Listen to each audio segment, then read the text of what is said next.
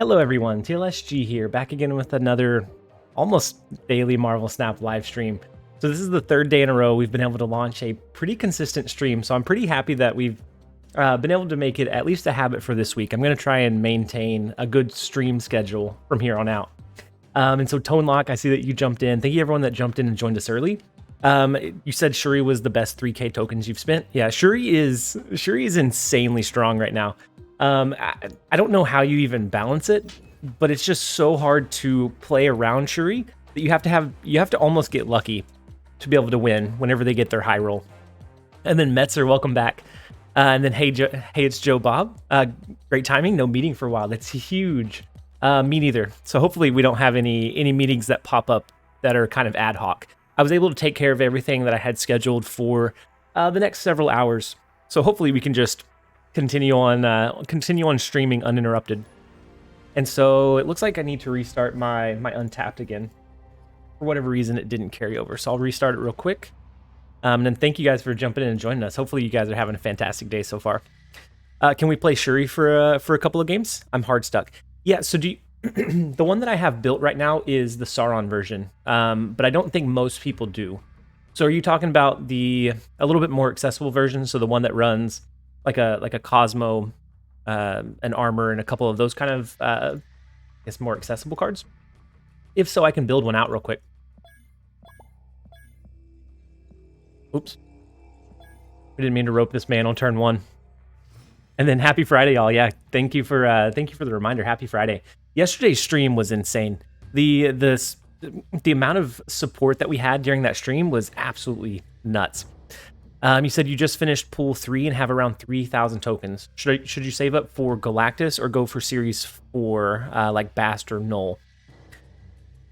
I personally don't really like Galactus. I don't find that play style doesn't necessarily fit what I like to play. So if Galactus fits like you're kind of, I don't know, it's a very linear play line, so it gets old very quickly.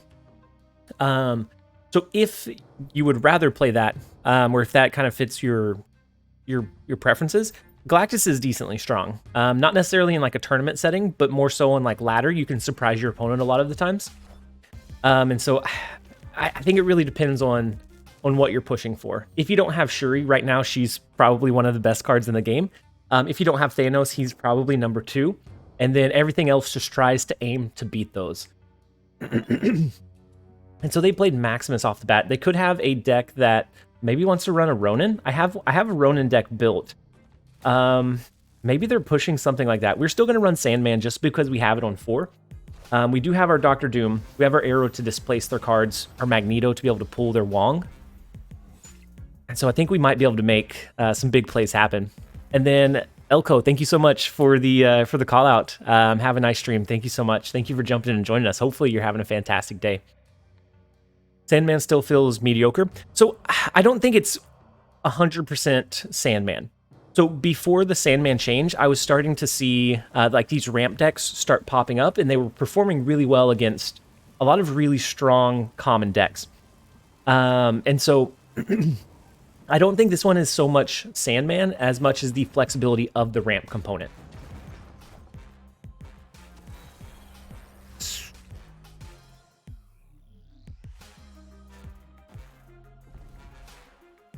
I'm a little bit confused. So they did Wong into Shuri, which is going to make for a really big next turn play.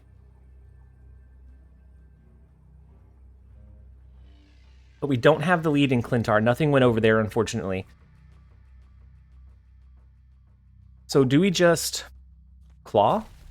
Claw is going to impact here and here. I think we're fine with just a Claw. I think we beat the double down on Shuri, because they're not going to be able to do multiple cards. They could do something like a Magneto or an Arrow, maybe. Even if they do an Arrow to the left, we impact. Oh my gosh, that was going to be a huge. That was going to be a huge follow-up to an Odin, probably like a Wasp or a Yellow Jacket. And we were able to brick it. Dad, welcome. Thank you for jumping in and joining us.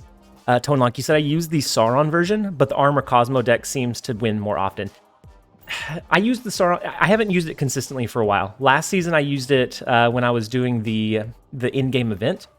But since then, I think a lot of people have adopted and caught on to the Shuri playline. And so I don't know that the Sauron version is as consistent now. If they have some kind of counter, it makes it someone took your train icon. They did. I guess they did take your train icon. Your Prime is back on March 1st. So just a couple more days and we'll be able to resub with the Prime. But yeah, Galactus and Thanos are going to have that consistent 6K value. Because they're the like omnipresent like threats.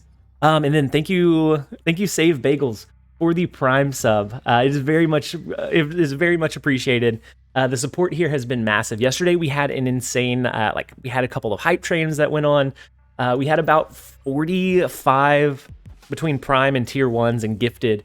We just had some insane support yesterday, and so you guys have made this transition from YouTube streaming to Twitch streaming a very, very, I guess it's been an easy transition.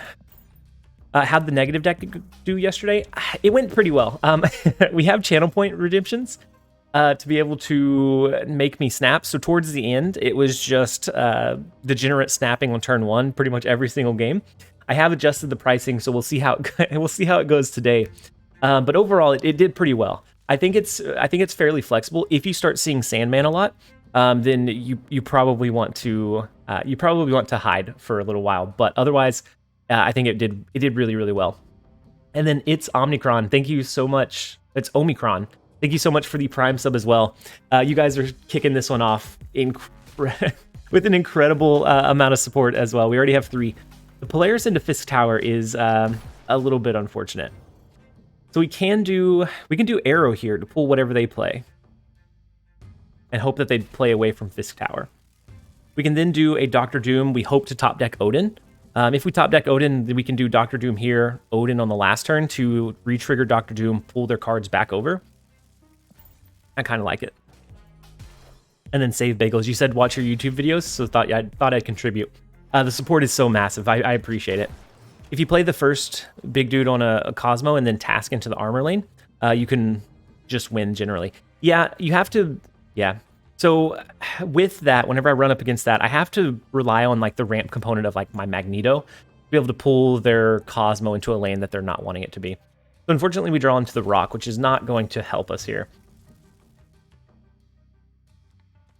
I think we still might go Doctor Doom. We're going to dodge a potential arrow play here, though, just in case they play into Fisk Tower. This is going to push wide. I don't know that we win this one. They haven't snapped, though, so we're going to see what they play and then kind of go from there. Ooh, the Sarah. I wish we had drawn our Sandman. We would have been able to capitalize on their Sarah play. And then Kraken. He said, got you in the back, but I'm unpacking. Kraken, the support is huge. I've noticed you've been hanging out in the streams, even when you were traveling. So the support has been absolutely massive. I appreciate it, man. Hopefully the rest of the trip and everything is kind of going well. I know that packing and moving is just incredibly stressful in general. So hopefully it's almost done for you. And then Cat and HS, thank you so much for the follow. So they can do multiple cards here. We don't have the Odin for the arrow. Since it's only 1 cube, I'm going to go ahead and retreat out. We might be able to find a way to win depending on what they had. But without Sandman, we're not restricting them enough. We're going to go ahead and jump out. And then Metzer, he used the choose my avatar. So after we can retreat out of this one, we will and then the Kier. Yeah, we like increase the price of the channel point redemptions for making me snap by like 5 times or something. And so good boy Lockjaw. Oh, absolutely. And so let's see. Finding the avatars is the problem. I know that we most likely have Lockjaws somewhere. We just have to find them.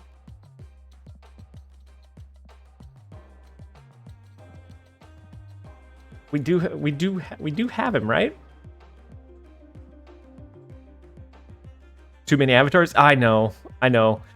Titles are just about the same. Did I pass him? Did anybody? Yeah, they should let you sort or search like by name for your avatars. Do I not have Lockjaw? Yeah, you're right. It's not too many. It's just that you're not able to sort it in any way. Good boy Cosmo then. We can do Cosmo. Cosmo's the second bestest of boys compared to Lockjaw. I didn't see him anywhere. Maybe on our next cash openings we'll pull it.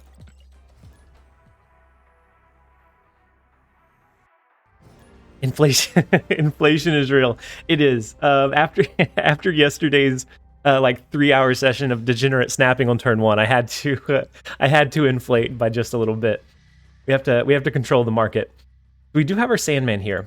We're not going against Thanos. We have the Odin, which we haven't been drawing Odin very consistently. We're gonna skip the Ebony Maw on turn 1. That way we can potentially support it further with like a Claw later on. Dropping it into the far left lane is always a little bit scary. We do get Bar Sinister. We can get some decent value if we draw a Dr. Doom. Or even Claw would end up pushing, what, 24 power to the right? Which could be pretty satisfying. We have the Wave, so I think we're going to go Ebony Maw into Wave. Into a Sandman. And then Slade. He streams in Twitch and YouTube at the same time. I can't. My internet actually ends up dropping a lot of bits and a lot of frames, and it just starts getting really laggy whenever I try to stream to both. I did for a little while, but it just it didn't end up working out. Savage Land is a little bit tough with us not being able to play into Asgard. Oh no. Well.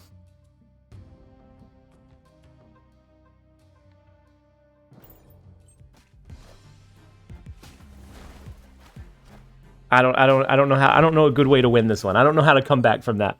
And then Crota, The Strike, and Merobius. Thank you both so much for the follows. Sorry if you mentioned it already, but why the switch back to Twitch? Let's see. I've set up a couple of Nightbot things. No, I didn't set that one up. So I switched back to Twitch mainly because there's some strife between when I release a video and go live. So if a new card comes out, if I release some content midday, then on YouTube, it stops pushing the video in favor of the live stream, and so then they're kind of competing with each other, and so it makes it a little bit tough to be able to juggle both. And then on Twitch, there's a lot of cool features that I like here that aren't on YouTube. Magneto mid, arrow right. Yeah, but we have a whole extra turn to do it.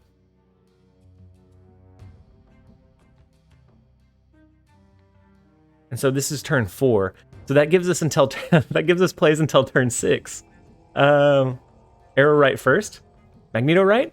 Oh my gosh. Magneto right could pull him over, and then we're free to do like maybe a Dr. Doom in mid. I don't know. I think we lose this one. I think we lose this one, but we're gonna lock it in. Oh, so we do cap out their far right lane. Magneto doesn't pull Zabu, it just pulls the rock side. So we cap out their right lane, and we actually have the lead there. And that gives us enough to get the Asgard draws, which we draw absolute garbage. Okay. We do get the Dr. Doom. So I think we skip here into a Dr. Doom that gives us 20 here and 22? And 22 to the left? I think the Magneto right was the right play, guys. And then UFC, I'm glad you're able to jump in and catch us as well. It's one of the questions that I answer quite a bit right now, because the change is pretty big. Like, the streams on YouTube are definitely going to be much larger for a while, but it's just one of those. Ooh, so we beat their left lane. As long as they don't have, it'd be a bold. Actually, no, Cosmo here we would win as well. I don't want to snap back just because they'll probably retreat, but we should have the win locked in because of the Magneto pull.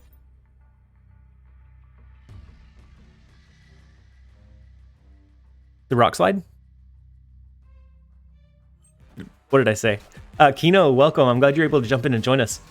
So the Mystique in mid is big. Like that's a 40 power mid lane, but we can outpower the left lane. If they still had rock slide and they were able to buff up their Hawk, that might have been an issue, but since it was already on the board, the cord was already on the board, we're able to outpower left and right and find a way to win. With this deck, I've found that a lot of times it doesn't feel like I'm just overly outpowering the opponent. A lot of times it's that flexibility and being able to find a win in those weird situations. That time it was the Magneto. That one felt good. That one was one that could have went either way, but the Magneto was absolutely the clutch play there. And then Lou, thank you so much for the follow. I appreciate having you here. Hopefully you're having a fantastic day so far. So we have the Plunder Castle. How good is this deck? Something out of 10. It depends. I think this, and then Lou, finally on Twitch. We are finally on Twitch.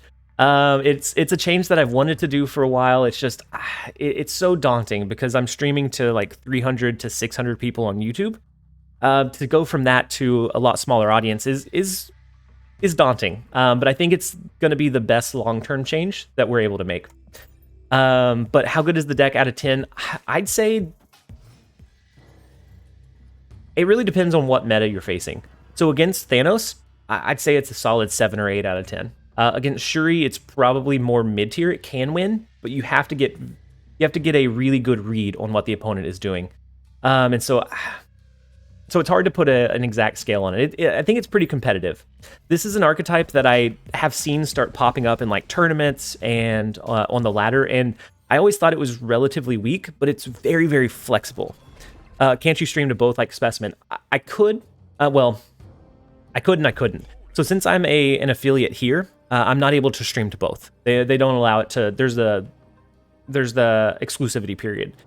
And also my internet is not good enough to support both, and it starts lagging both of the streams when I try to do both. I tried to do it for a little while, but it ended up dropping frames and just being a bad viewer experience. And so they snapped on us. We're going to be able to have a turn for Magneto. And then they're not going to be able to play into Plunder Castle besides with the Space Stone. We're going to snap back on them. And do we go ahead and play the Ebony Maw into Baxter Building? They could have, I guess they could have Killmonger. That's okay. Yeah, no, I'm doing absolutely great. I've enjoyed the transition. The first, I think it was the second stream we did over here. We got a really big raid from both Jeff and Mogwai, and so it kind of helped. I don't know, just being able to help support the same community and like send your viewers to other quality creators in that kind of same niche. Something you don't have on YouTube. YouTube, it's more like a silo. So like you're streaming by yourself. And then Shrimp and Grizz, thank you so much for the Prime sub, by the way. I forgot to call it out. So like you're streaming in a silo. But here you can help, support and, I don't know, help build the overall Marvel Snap community by keeping people interested in that game. And so I don't know. I think it's a cool experience that YouTube doesn't have. Love how your streams recently fell onto me making dinner.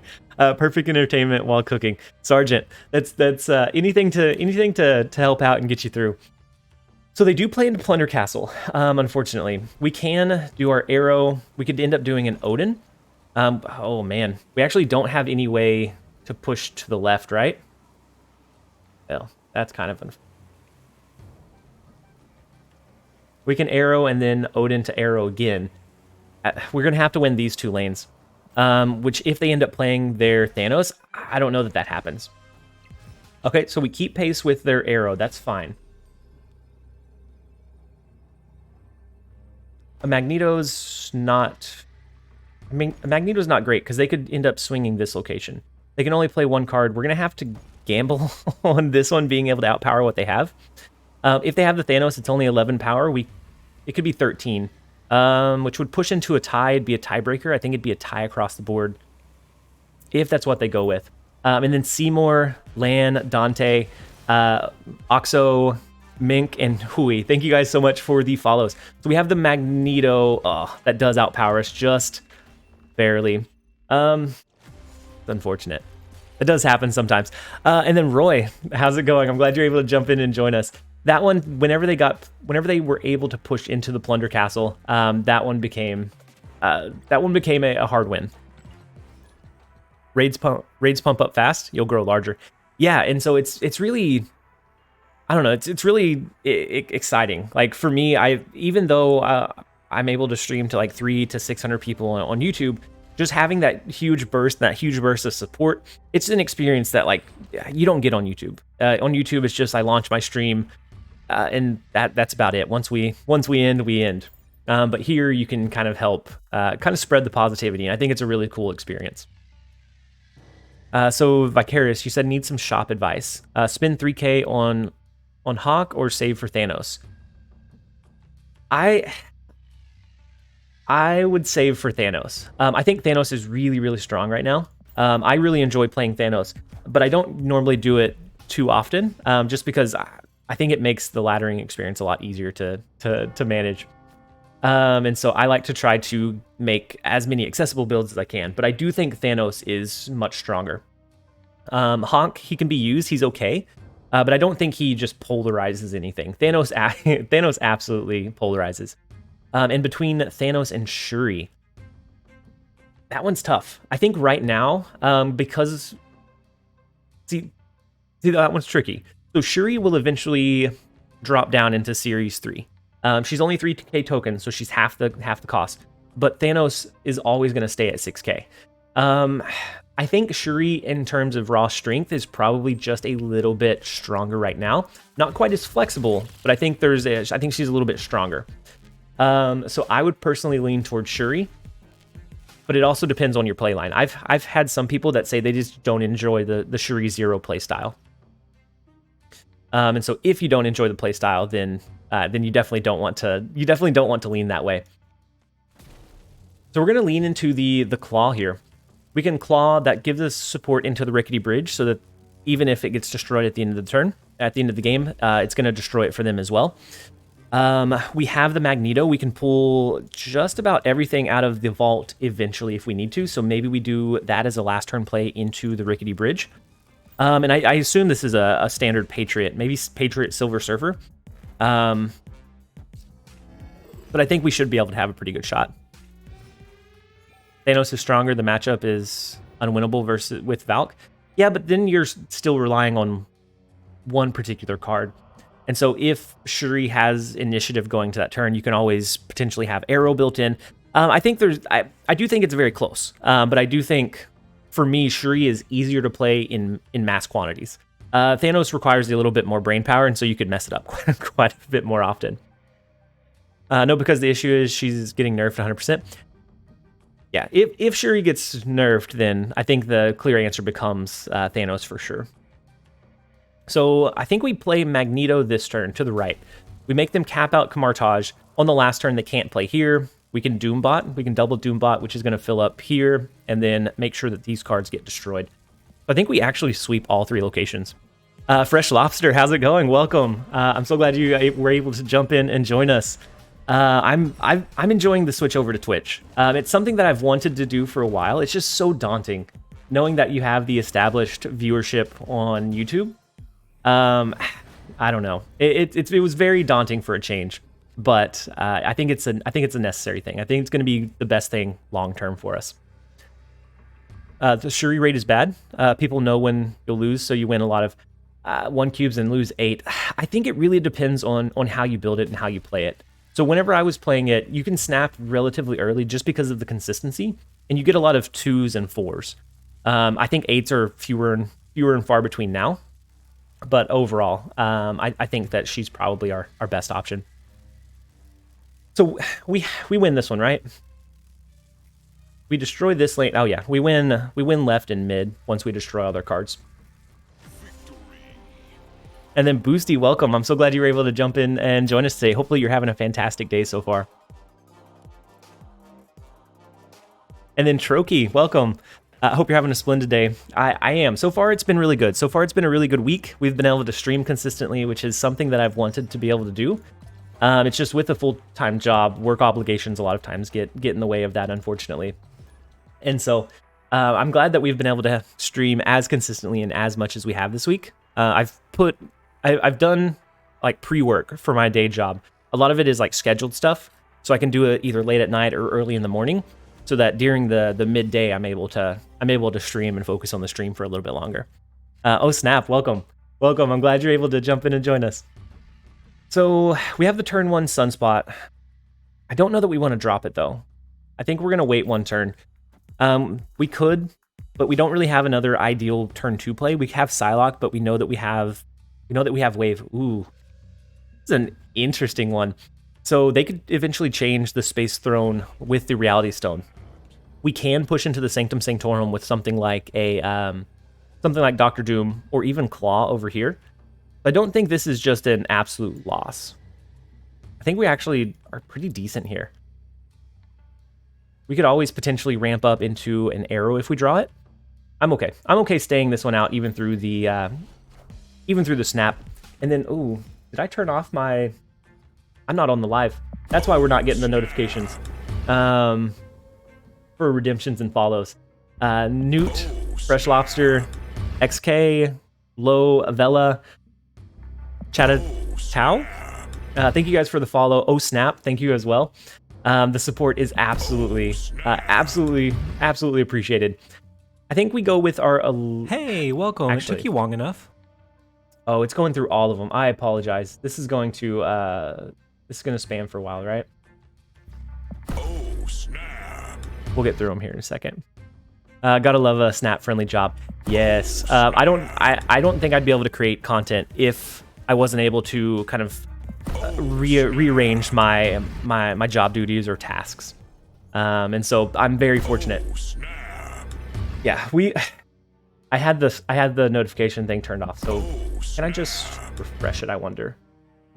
And clear all of the pending ones. Yeah, I think that worked. I think that makes us caught up. Launchpad, didn't know you streamed. Usually watch Twitch and not YouTube. Played you a few times, usually good games. Yeah, so I've done a lot of content on YouTube, so like structured videos.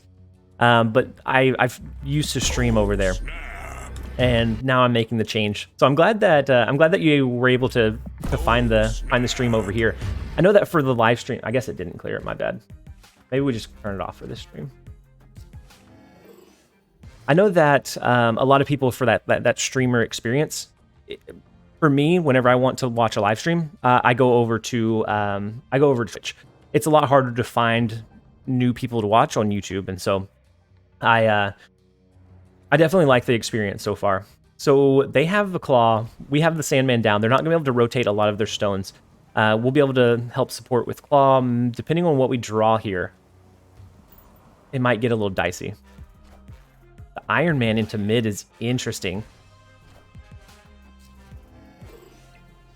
I guess we could have clawed into Space Throne to make sure that we had power over there. What's your most anticipated new release card for the next 2 months?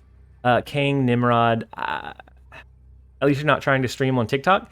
You have to have a certain number of followers on TikTok. But yeah, no, I don't know that I could do that. As far as my most anticipated card, I think Nimrod is going to be really scary.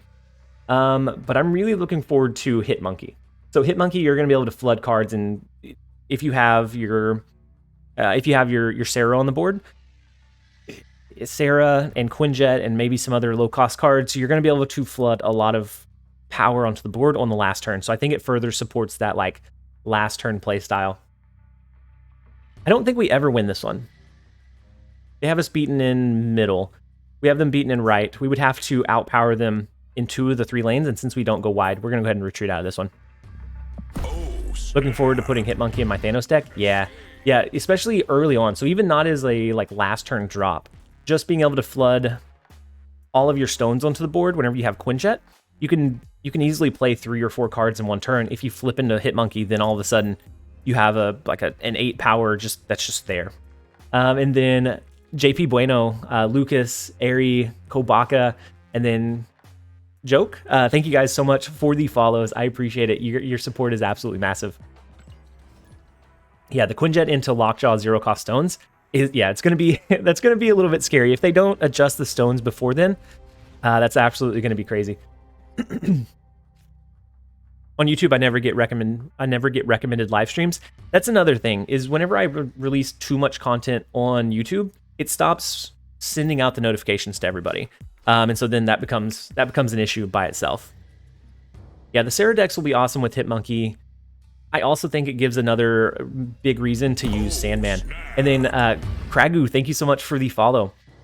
And I think somebody said, why not Electro instead of Wave here?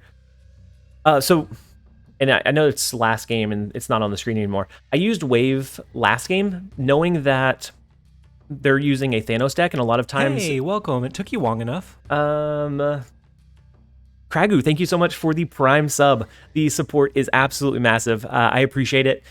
I appreciate you helping me make this transition that much easier. So I used Wave. Sorry, I got distracted. I used Wave instead of Electro because knowing that they're a Thanos deck and they're wanting to flood as many of the stones onto the board as they possibly can before Sandman comes down, I wanted to mitigate their ability to do that. So if they don't play into Plunder Castle, their only way to get power over there, it's this kind of same scenario. If they don't play into Plunder Castle this turn, actually, never mind. That's the one that only cards that cost 6 can. So they would have to do it on last turn. A last turn arrow could save us over there. So I think we go with a maybe Claw on 4 into an arrow on the last turn. And then Dairy, Kink, and then Surreal Coda. Thank you guys so much for the follows. The support has been absolutely massive. I appreciate you guys being here. You've made this transition absolutely seamless. I think we do Claw to gain tempo in to gain tempo on the board and to push power into Plunder Castle. It makes it hard for them to do a last turn just card drop over there. What do you think about Magic in this deck? In this one, I don't know. What would Magic help us do? I don't think Magic helps us out here. Your commentary throughout games is amazing. Keep up the great work. Krago, thank you so much. I try to be as analytical as I can going into those because for me, if I was watching a video, it would be beneficial to understand like the play lines and the thought process. And so I try to bring that to the videos as much as I possibly can. So they move their She-Hulk over. They have the power in Plunder Castle already. We don't have the ability to go wide. We're going to draw Chavez next turn. We're not seeing Doom much, unfortunately. I think maybe we Magneto and then Arrow. It really depends on what they play here and if we're able to outpower it. Oh, why do we move? Oh, I meant Magneto. I guess maybe both to the right. That's unfortunate.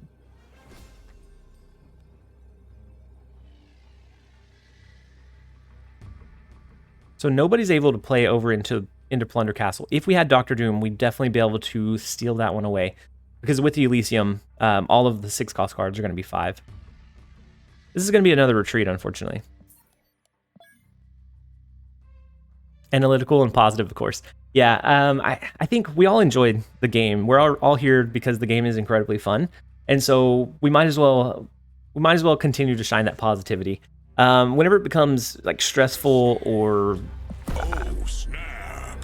just, ooh, they retreated as well. Whenever it becomes stressful or just kind of unfun, that's when it no longer becomes a game that I necessarily want to play. And then Josh for King and the Unknown, thank you guys both so much for the follows. And then Le Maverick, thank you as well.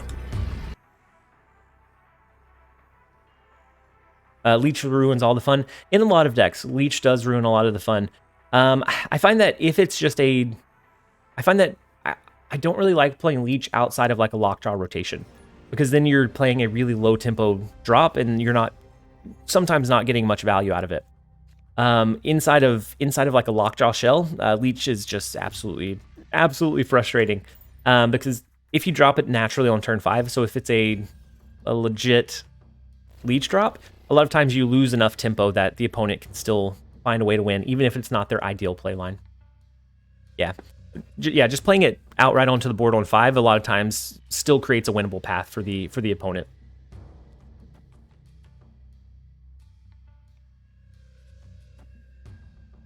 I think we're gonna go Ebony Maw to the right. We can do Claw. Oh wait, it's 6 cost. We'll still do Ebony Maw. Nice avatar. How can I get it? So that avatar was actually from one of the beta seasons. So they haven't re-released them. They said that it will eventually be re-released, but they haven't figured out exactly how they're going to do that just yet. I'm saying I'm playing the same deck as yours, except Leech instead of Claw. Yeah, Leech can win you some matchups just outright. But I found that the biggest issue I've found is a lot of times running up against Shuri, and Leech doesn't really do much against Shuri. And so I don't know. I use Claw instead. It's 10 power that you're pushing onto the board instead of 3. And so you can maintain a lot of initiative, a lot of value that you're putting out every single turn. They played Mr. Fantastic into the Danger Room. Do we do Doctor Doom early here? We can do Doctor Doom early. Maybe we follow it up with a Claw into the ice. Never mind. I keep forgetting Claw got hit by the icebox. So it's 6 cost instead of 5. I think we're still going to go Doctor Doom. We have the arrow to potentially play. If we can keep the lead in the left and the right, and whatever they're hiding behind the far left lane, we can try to pull out on the last turn. But I don't know that we... I think we just let Sunspot soak here. We have a pretty good lead in Monster Island. Hopefully a pretty good lead in the left lane. Thank you guys for the follows, by the way. We have Big Brother Kevin, we have Jeet, we have ZZ Stones, we have Willie, 2 hands. Thank you guys so much. I think we just let Sunspot soak here. And then on the last turn, we're going to pull them over into middle with our arrow. We're going to keep initiative here at least until the end of the game, because Invisible Woman makes it where they can't regain priority. And then I think we'll maintain it in the far right lane as well. Your Sandman is the same, minus Claw. Minus the Claw, Psylocke, and Maw, plus Dino, Jubilee, and Lizard. And so it does look like Cerebro 2. But with that, they're going to have a lot of issues with the monster, right? And so maybe we just push to really lean in on this left lane. I was thinking that we pull into the Danger Room, but with Cerebro 2, I think it's much more likely that we just need to outpower them here instead. That's what we're going to try. Drunken Hero, I just got done watching this video on your YouTube channel. Great content. Thank you so much. I'm glad that you found the transition from the YouTube video over here. That was actually a gem of advice from Jeff. And so I'm glad that you found the video over here on this platform. And so, yeah, it was Cerebro 2 with the monster. Unfortunately, it did ruin their game plan. So we are able to hold it down versus the Cerebro 2. And then ZZ Stones, you said, hi TLSG, I'm Korean. I'm your big fan. I always enjoy watching it on YouTube. I'm so glad. As a content creator, that's honestly all that I could ask for, is that you enjoy the content. And so for me, coming in as somebody that wasn't a content creator before this game, I love hearing stuff like that. It's really it lets me know that the time I'm putting in is having a positive impact on the game or just the community itself.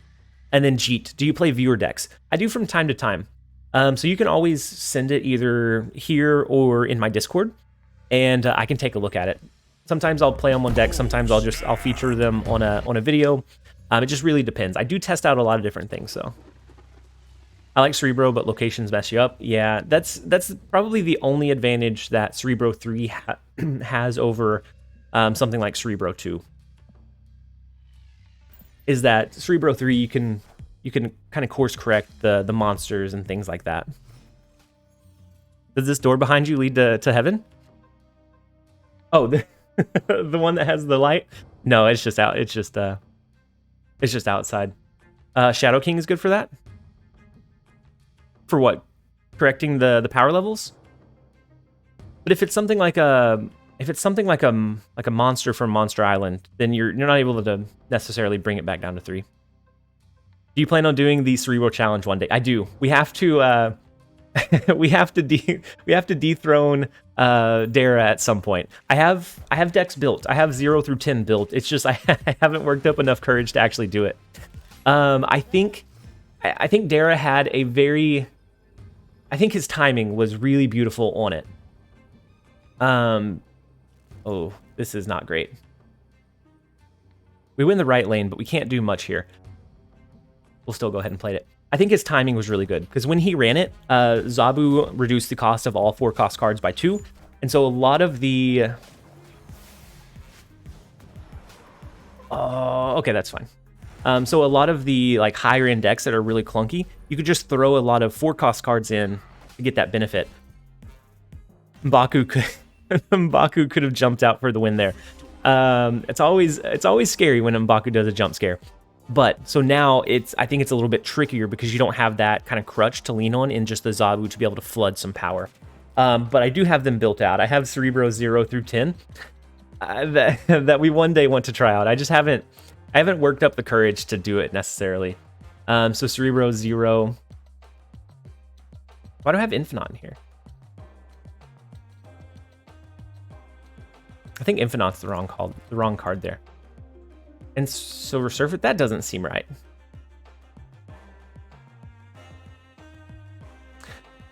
That doesn't seem right. But no, I have all of them built out. Got to do Cerebro 15. Right now, I think the challenge is just through 10.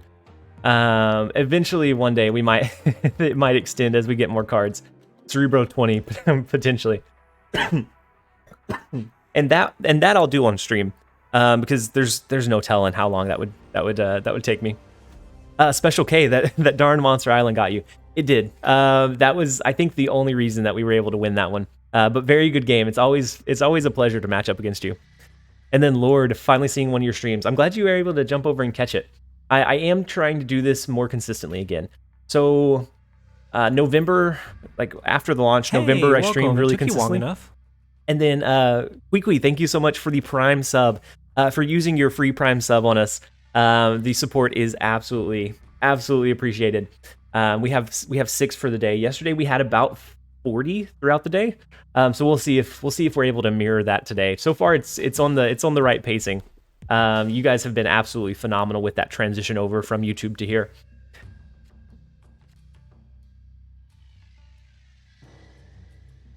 And then not a pathetic cucumber. Thank you so much for the follow as well. And then Sap and Bebo and Raspy and Crow and Kraid and hey, welcome. And it took Lord. You long enough. Thank you. I don't know where the influx of followers came from. Smooth. Thank you so much for the follows. And then mixed in there we have Tiger Bell. Thank you so much for the Prime sub. Very much appreciated. All of the support has been absolutely massive in this transition from YouTube to Twitch. And then we have them. It's been and real. Thank you guys so much for the follows as well. What's the reason for Claw over Captain Marvel? It's a little bit more power overall.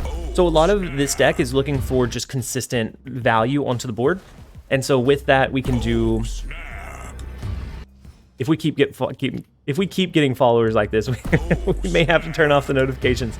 But Claw puts out 10 power onto the board, whereas the Cucumber guy seems to be undercover. He's everywhere. Oh my gosh, we got him still coming. Nick the Sick and Don, thank you so much for the follow. The Claw puts out 10 power, whereas Marvel only does 6. And so a lot of this deck is looking to just do good value pacing across the board. So especially after Sandman comes down, you want to impact as many lanes as possible. Yeah, my bad, guys. Hey, welcome. It took you long enough. We have the O Snap coming in hot and heavy today. We have Willie Two Hands with the Prime sub. Thank you so much, bumping us up to 8 for the day. You guys are absolutely the best community I could ask to create content for. PTSD of the took you long enough from YouTube. Yeah, we brought that over. That one I can't run away from took you long enough. That one I don't know. I enjoyed making that a little bit too much. So we don't necessarily need the power, the extra power or the extra energy from Psylocke. So I think I'm going to play it to the right. We'll play Electro. We want to outpace them in mid if at all possible, because I don't know which one triggers first, the Bifrost or Hala. And then we do have Dr. Doom to lean in on 5, potentially a Magneto on 6, depending on what it looks like they're playing. The follower sound has our streamer stun locked. It does. It did for a little bit. It definitely did for a little while. Raven, you said I'm always missing one key card from this deck. Which one are you missing from this one? Oh, Dr. Doom. Yeah, Dr. Doom is definitely critical in this one. They normally do trigger from left to right, but every once in a while there's some weird interactions where they don't. So like the symbiote, the Clintar. The movement will happen before Clintar turns them into a symbiote, and so same thing with Same thing with the one that shifts your locations and Asgard. The locations will shift before Asgard triggers. So it's some really, really weird interactions. But every once in a while, it does make a difference. Is Psylocke critical to the deck? I wouldn't say that she's critical. She is a consistency driver. So making sure that we can always ramp into a 5 cost on turn 4 is kind of the primary driver behind Psylocke. So, I think we're going to do Doctor Doom to try to gain initiative. We can always do a Magneto on the last turn to pull their Cosmo, pull their, well, I guess any other 3 or 4 cost card that they drop this turn. We could do a Sandman, but I don't get the feeling that they're going to be running like a flood of cards.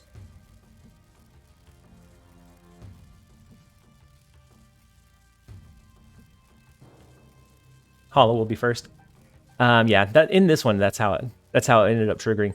Tyrell Requiem, thank you so much for the follow, by the way. So they drop an armor and a straight. Ooh. This one kind of looks unwinnable. We could Magneto pull over. I'm getting stressed with all this ramp decks or Shuris. Yeah, Shuris are all over the place. So finding a way to counter the Shuri that's also good against the other decks is kind of the struggle that a lot of people are having right now, myself included. I don't think we ever win this one, unfortunately. Oh, snap. And then Progrer Plays, thank you so much for the follow. So they can do whatever double powered play they have. An arrow, and we're not gonna be able to keep pacing. I got to AFK for work for a bit. I'll return. Okay, Dad. Hopefully you have a good work break. We'll be live whenever you come back. And then Pharaoh and Trigger, thank you so much for the follows, guys. We're gonna rinse and repeat. We're gonna see if we can actually outpace some of the Shuris. The Shuri deck is probably the hardest matchup for the deck. Thanos, a lot of times you can position your Sandman a little bit before they have their flood, and so you can angle yourself where you're a little bit in favor. But Shuri is always kind of tough. Make Arrow 615 so I can Galactus all the time. 650 Arrow is already. This arrow is already broken. I think those are fighting words to buffer up like that. Yeah, it's a shame that Shang-Chi doesn't work too well in ramp. I do have a Ronin deck built that's similar to like a ramp that I've been testing out. I don't think it's like breaks anything wide open, but it is interesting to see. Hey, welcome. It took you long And then Kalisto, thank you so much for the Prime sub, bringing us up to 9 subs for the day. The support is absolutely appreciated. I am glad to have you here. Using your free Prime sub to make sure that you don't get any ads, and you help support the content and support the stream. So we're gonna go ahead and Electro ramp into the Altar of Death. That will give us even more energy next turn. And then Wide Peepo and Supervillain, thank you so much for the follows. Hey, welcome. It took you long enough. And then Mess Shorts, thank you so much for the Prime sub as well. The support is absolutely massive. Ronin is an interesting idea to counter Thanos with Dino. Yeah, and it worked pretty decently, but I don't know if it was just like a small sample size. So I don't know. It's still in testing phase. I can run it after this, or at least show you guys. 615 Arrow just makes her even more terrifying. Ooh, and Death Wave. Yeah, that would be disgusting. One Lucky Gambler, thank you so much for the follow. So we have the Claw, we have the Arrow. I think we still do our Sandman here. We can do Sandman. That's going to make it where they have to only play 1 card. We have Claw to influence 2 lanes. We could potentially pull into our Doctor Doom to influence multiple lanes on the same turn. And then Supervillain, love your YouTube content. Glad to be here. I'm glad to have you here as well, Supervillain. As a content creator, that's honestly all that I could ask for, is that you're enjoying the content that I create. Inbound Galactus, Sunspot, Wave, and then Red Skull. I think this is probably a bot. So I don't think their deck is going to be incredibly cohesive.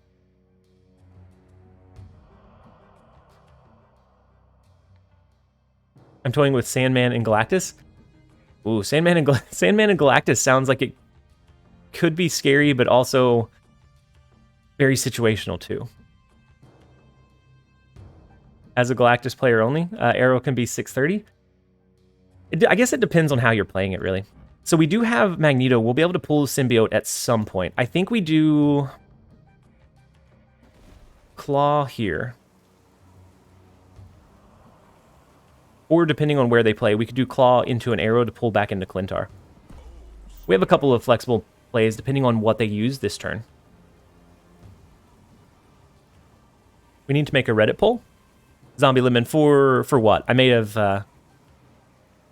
for what? The matchmaking?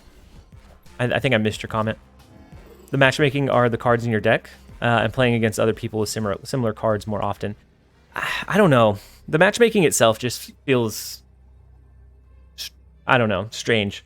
And so I think it's a lot of back and forth, or I don't know.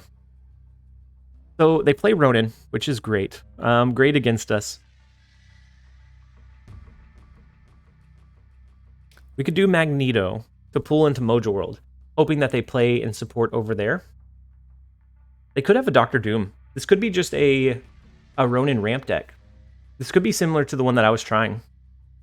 Yeah, matchmaking being based on MMR, I think gives the game a fundamental issue. We're going to see this one play out. I think we lose to a Doctor Doom. I mean, wherever they play it. And Arnim Zola. That's not what we wanted to see. Well, definitely lose this one now. With matchmaking being based on MMR instead of like rank or collection level, and it's a fraction of each, but you can always intentionally tank your MMR like once you hit a ceiling and just make sure you're going against bots. Same thing if you reach the high end of the MMR where you're just going against bots anyways. So I think there's definite room for improvement there. MMR is fine. It just needs to be reset every season. So then, I don't know. You still might find people like completely tanking to rank 1 to completely ground their MMR, right? MMR is like a hidden value. So every time you gain or lose cubes, your MMR slightly adjusts. And it's matchmaking rating. So it kind of determines who you match into. Matchmaking ratio, matchmaking rating, somewhere around there. So this is the Ronin deck I was toying around with. So it's still a Sandman, or it's still an Electro Sandman ramp. But it uses a couple of different ways to kind of sneak power onto the board and sneak power wide. MMR is the worst thing devs ever came up with. Yeah, whenever it's hidden, I think that's where it can be deceiving or an issue. So like not everybody's climbed infinite is equal, and I think for me that's the hardest thing to grasp, is that you can be a higher rank than me but a lower MMR, and so you might have an easier time throughout the whole process. And so I don't know. And so being able to get the different rewards but have a different experience against like what you're matching into, it's just hard for me to wrap my head around. And so then it makes things like max leaderboards or things like in-game events where you're grinding for cubes, very, very different experience for different people. They do matter as well, but not nearly as much, right, Zombie Lemon? So I think we're going to hide our Maximus behind the Invisible Woman. That would give us kind of a burst or a boost into that last turn. We do have Shang-Chi to counter anything big. They have armor. They could be running a Shuri deck that runs the Cosmo and armor.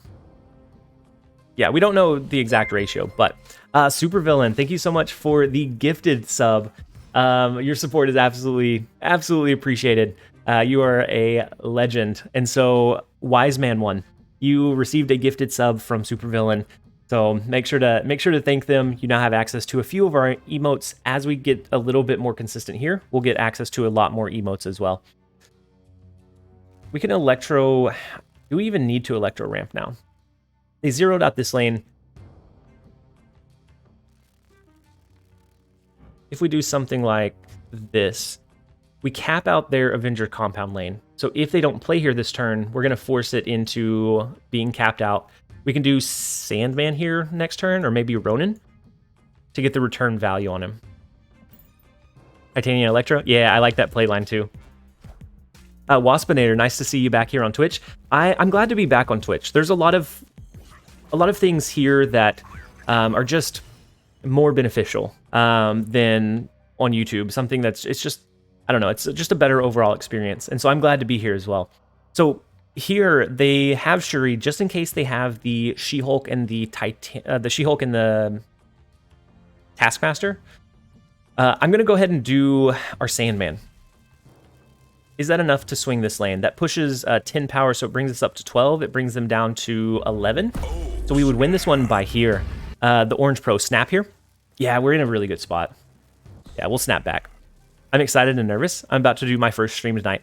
Progrer plays.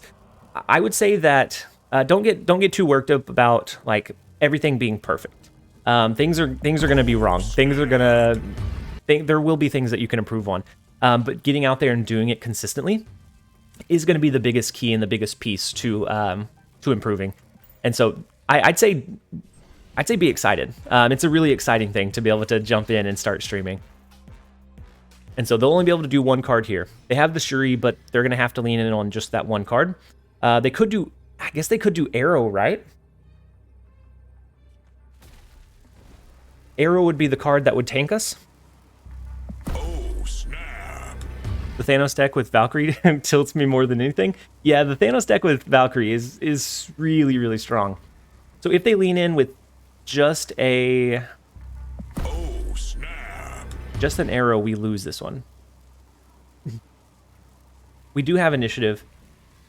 I think this is really the only way that we can play it, though. Great to see you here on the other Twitch. I'm glad to be over here on Twitch. I enjoy a lot of the features here, and like the chat is a little bit easier to manage as a creator, and like being able to share your community with others that like the game. So like the raid feature is phenomenal. It's something that just on YouTube it feels like I'm in a silo, and so I'm glad to be over here. It's been a very pleasant transition so far. We're not quite as big as what we are normally on YouTube, but I think that will come with time. I've been loving your videos. Glad to see you on Twitch. Slow Hands In. I'm glad that you found us over here on Twitch. We're gonna snap into the ego. Ooh, they snap back. Our deck's really, honestly, not great against ego, but we're gonna do it anyways. Tim Curry, Zucka, Cosmic, Slow Hands In, Arrow, Zeph, and Mittens Kittens. Thank you all so much for the follows. You guys have been insane. I think we've gained a little bit over 100 followers. Nalum, thank you for the follow, and Clindell, thank you so much for the follow as well. You guys, the support is absolutely insane. I have had a phenomenal welcome over onto Twitch. Congratulations on the switch. It's something that was incredibly daunting to do. It's something that I have wanted to do, but knowing that we had the establishment on YouTube, it was always hard to justify. But during this last card release, I really want. That's actually not a bad play. The 0 into Titania, we'll take it. I wanted to continue streaming, but I released the video on MODOK, and then had I launched a stream on YouTube, it would start cannibalizing that video. And so that's when I really started like thinking it through again. And I'm glad that I've made the switch so far. So far, it's been an incredibly warm welcome over here. Ooh, the Shuri is interesting. Eagle could have played Shuri into Cosmo for us. That would have been great. Ooh, we are gonna have to skip here because we flooded these two lanes. And then next turn we can do something like a Ronin. The Red Skull is massive. We'll see. We'll see what they play. Most likely we lose now, but we will stick it out. Oh, Ego, what are you doing? That's like the worst in-game play I could ask for. They double snapped. They're gonna earn these 8 cubes. We're gonna send it straight their way. Maybe they played into Kamartage and we just win left and right. Oh, they can't Taskmaster on left. That's right. Oh man, Titania and Arrow. What an awful game. Ego is the most unforgiving location. GG easy.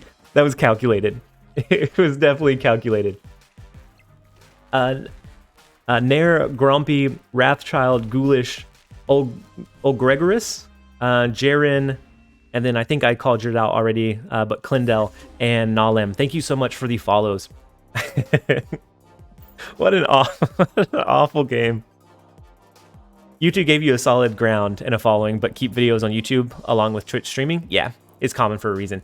Yeah, I think the division has a lot of benefits. So once you get established on both, they start at some points cross promoting each other, and then you also have the division where you're not fighting yourself in your own videos. Welcome. It took you long enough. And then XK, thank you so much for the Prime sub. I'm so glad to have you here as a sub. With that, you get a few emotes as we stream, as we become partner. We have to stream for 12 days in the last 30, which we'll hit that in about in another week or two. We should get access to a lot more emotes, and so the subs will start coming with that, as well as not having to deal with any ads. And so I appreciate having you here. If you guys did come over from YouTube and you have a Prime sub laying around, if you want to throw it my way, it is very greatly appreciated. And then Sergeant, you're on Twitch now. We are. It's a switch that I've wanted to do for a while. Oscorp Tower is unfortunate here. It's a switch that I've wanted to do for a while. It was a really daunting idea. But we are on Twitch now. And so I'm able to stream. I can do longer streams. I can launch them whenever like works best for me or my schedule, and not worry about it hurting the video's performance on YouTube. And then Nalam and Weibo, thank you both so much for the Prime subs. It took you long enough. I'm guessing that you guys did have a couple just laying around, and it's very, very greatly appreciated. Let's throw the Ebony Maw into mid. That's going to send it their way. They won't be able to play here. We have Doctor Doom, Magneto, Maximus. We have a couple of decent play lines that maybe we can utilize. Do you already have a rep with Twitch? A rep, like an affiliate, or I guess I'm not sure what you mean by rep. I'm an affiliate, but that's about all that I've had. So I don't have like one of the ad incentive programs or anything like that. I can't wait for the Mjolnir TLSG emote. Yeah, that one will be coming over too. Oh, a reputation? No, I don't on Twitch, but within the Marvel Snap community, I do. And so that definitely helps with the transition for sure. Oh, like a representative of Twitch that's helping you? No, it was just something that I wanted to do, and I was still kind of feeling it out. And I got just some massive support from Jeff and from Mogwai. They did 2 huge raids on the stream to really help kick it off. And then Jeff gave me the advice to make sure that I was doing plugs on the YouTube videos, to make sure to help kind of transition some of that audience. And so far, that has been like the biggest thing that has helped me out. So they can move their Nightcrawler here and get extra power into Sakaar. And then left 2209. Thank you so much for the follow. Yeah, the plug on YouTube is why I made it. Yeah, it was such a small thing. Like, it makes sense to do the plug there. It was such a small thing, but such an impactful thing. And I'm so grateful that he popped in the chat for a little bit and gave that little bit of advice. So the Red Skull there is gonna be tough. We can actually, no, we can't. For a second, I thought we could overcome it, but we can't. We have the Sandman. The most we could do would be 5, 5, and 5, or 7 here, which would bring us up to 30. The Mushu Master, Kaloma, Lordless Warrior, and Derek, thank you so much for the follows. This one, unfortunately, is going to be a loss. Without the armor, we could use our Shang-Chi. Maybe had we not played Sandman, maybe we'd be able to angle into like a Shang-Chi and a Titania.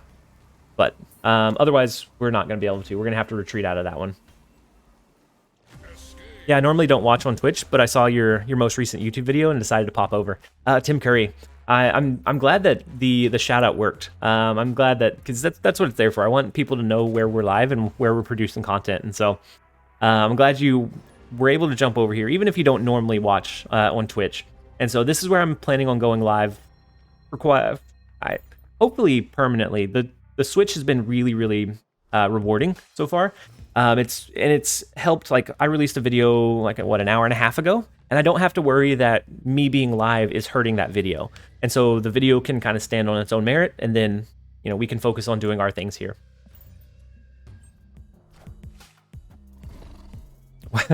the Mushu Master. Why couldn't Ego go left for me one time?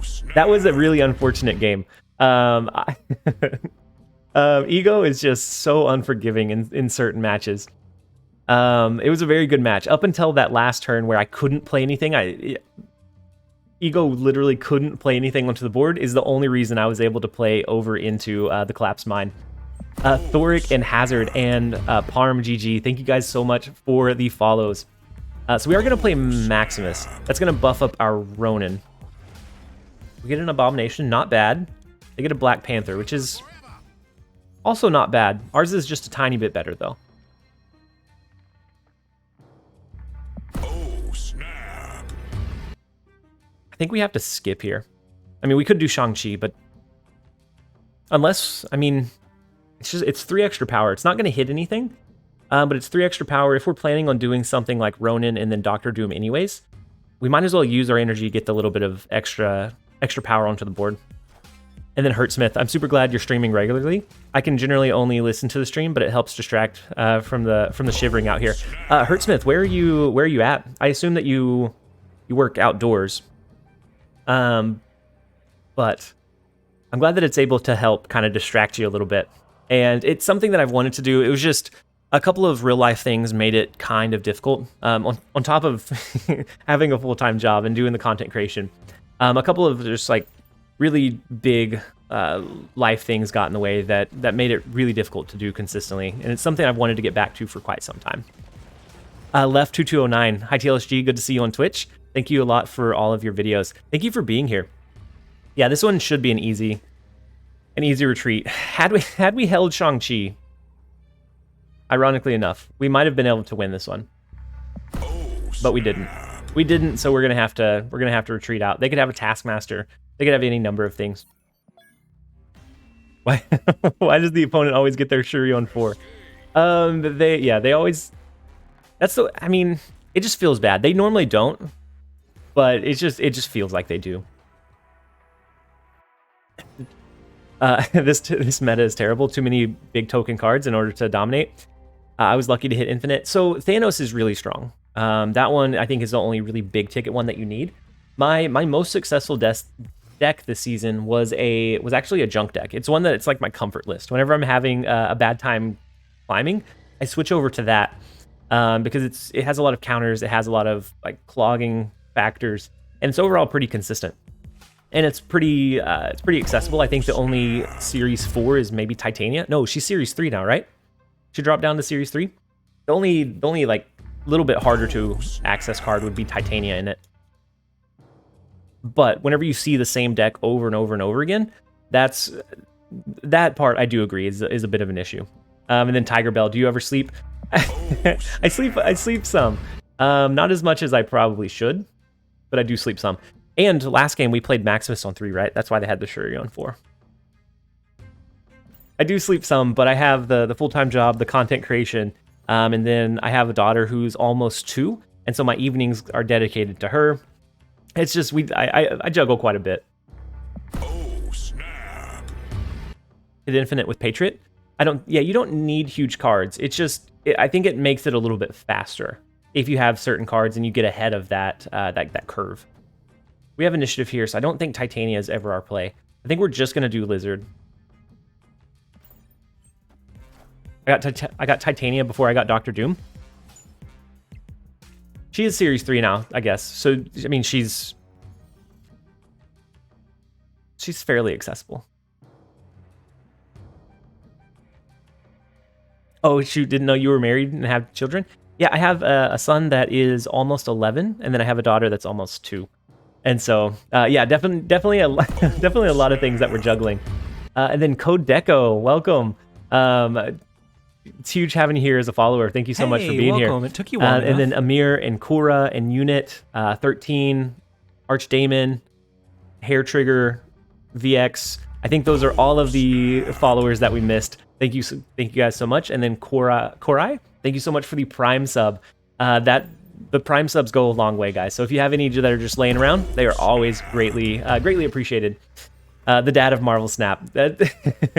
Yeah, I probably played more than I should, but they can play one card here. We can swing middle. Unless they do an arrow. Hey, If welcome. they Taskmaster to the right, then we lose anyways, yeah. The Mushu Master, thank you so much for the Prime sub as well. This one should be a retreat, but I think we lose this one. I think they probably play over into Clintar knowing that we can only play one card as well. But we're gonna shoot our shot. We're gonna see if we can found this laying around. Mushu Master, it is much appreciated. It gives you a cool little badge, and it helps support me and support the streams. Code Deco, hey bro, never seen you streaming on Twitch before. Big fan. It's a change that's been recent. So normally I streamed on YouTube, but I definitely like the arrow play. Okay, the arrow play gets us too. It's a change. I've wanted to make the change for a while. I think streaming over here is a little bit better experience than on YouTube for a couple of different features that are here. And so I'm glad that you're here. I rocked your deck for quite a while last season, and so I had quite a bit of success with it. And then of course I lurk in a lot of streams, so I lurked in the background of a lot of your streams. And so glad that you're a fan as well. I'm a fan of you guys. And then Zombie Lemon, does your son play? He doesn't.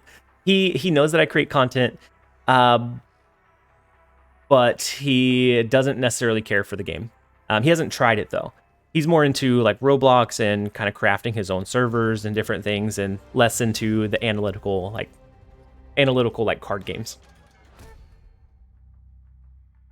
Oh yeah, and we can't forget our 3 dogs. We have the 3 Great Pyrenees that we take care of as well. Arrow's the best 1-to-1 cards. It is. So whenever you're using like a Sandman, I think Arrow is probably a card that is like definitely needed in that style of deck. And so it's not in this one, but this one's still like a pretty big work in progress. I like the idea of being able to Ronin. I don't like the tension between both of them being 5 cost.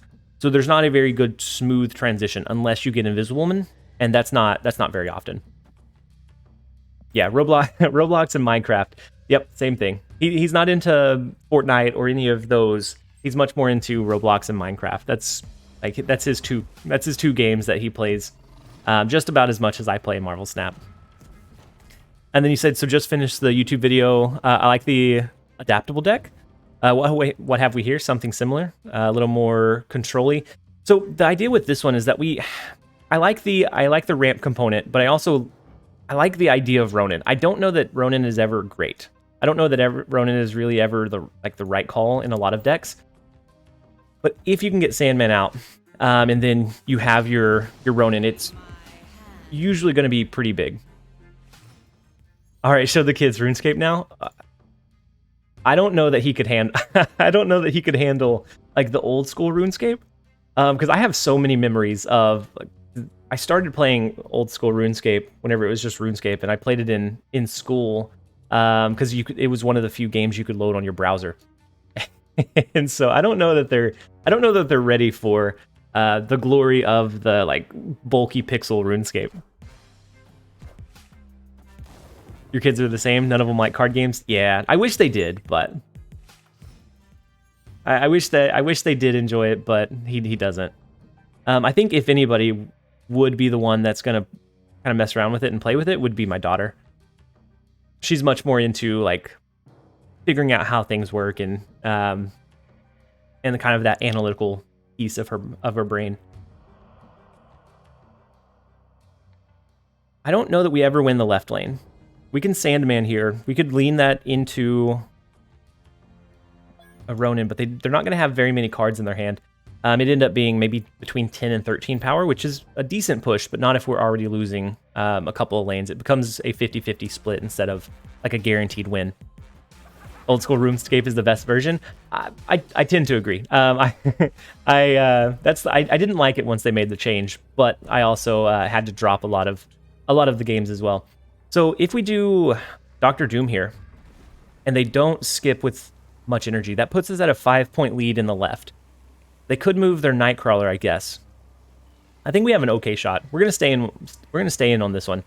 They can continue to buff up their Angela if they play over there, but the Doombot going wide, I think, gives us a lot of. Would Dino work in this deck too? He could. I think there's a version where you do both Dino and Ronin, but with them all being at 5 cost, it gets really clunky really fast. Doom right because of the 4 power?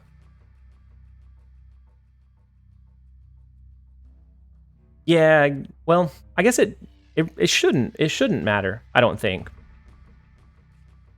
I mean, if they play here, then we should win here and here, depending on how much they skip. It comes down to how big of a play they do on this last turn. Hey, Dara, welcome. If he plays on Angela, you'll lose, right? Yeah. Yeah, if he plays on Angela, we're going to lose right anyways. And so I guess I guess at that point it doesn't make much of a difference. So he is going to soak some in the left lane. We're going to lose that one. We're going to switch back to our comfy list. This one's not doing us too well. This one definitely needs to go back to the workshop. I like the idea of being able to use Ronin, but I don't think it's incredibly consistent in this meta. I mean, if we're wanting our real comfort list, we can always switch to the junk deck. This is kind of my go-to whenever I need something just that I can play that's pretty fun and pretty disruptive. It doesn't do great into Death Wave or any meta that runs a Killmonger, but otherwise it's pretty decent. It doesn't have the arrow, which is also a fault it has, but this one I enjoy it.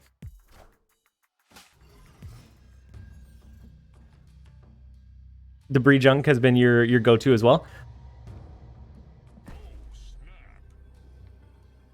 Yeah, Debris Junk is always so much fun. If you can limit them from playing into 1 or 2 lanes, a lot of times you can find a way to angle into a win. How do you feel about the Iron Fist Doc Ock combo? Shang-Chi's really common right now. I feel like it's just confirmation bias because it feels so bad when it happens. But I feel like my Doc Ock gets Shang-Chi'd every time I play it into an open lane. And so I would much rather play it into a lane where you're only pulling maybe 1 card, rather than into like pulling all of the resources and moving your Doc Ock. Debris always ruining my Galactus. Yeah, that's another reason I like it. It's flexible. It can block that play line from several different ways. It can block that play line. You dodge it with the Iron Fist? Do you? Wouldn't the cards you pull, would they not reveal first? I guess I haven't used it enough. I always felt like it was a little gimmicky because you have to do that as a last turn play, right? Or you could do it as the end of your turn 4 play. Maybe I haven't experimented with it enough. I heard that Hitmonkey is going to be the season pass card. I believe that Sandman will be better in the meta. Yeah. So Hitmonkey, if he's released as he was, as what was data mined, he's going to be insane. That into like a Thanos Lockjaw Quinjet rotation, or even into like a Sarah reduction deck, Hitmonkey is going to be just massive. I think that's going to be very scary to go into, and so Sandman would be a good way to block it. I think it gives us a little bit to brew and figure out what the best way to build with Sandman is, whether that be a ramp or just sneaking it out on turn 5 into a deck that just has good value otherwise. Might end up being like the best long-term use for him. The original was +3 per card played. +2 is still really strong. Knowing that you can a lot of times play like 4 or 5 cards on the last turn with enough reduction. Stature probably good with Moon Girl. Yeah, there's a couple of versions where she does good with Moon Girl. And I think overall she's very solid. I don't think she breaks the game, but I do think she's in a very, very strong spot. You're excited for Jeff? The card is neat, but I just love the character. Yeah, that one's going to be pretty cool to see. Being able to move...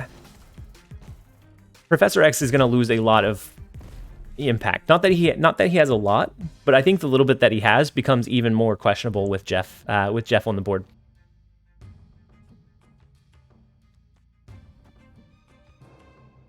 So I think we're okay with giving them a buffed up Stark Tower, or a buffed up Goblin and Stark Tower. We can start angling towards trying to fill that one up. If we get Doc Ock, then we can force them into having both left and right. As long as they don't have a Killmonger, we're fine. Did you spill the beans? Because I definitely did. Binks plays. I haven't. I've been doing very good.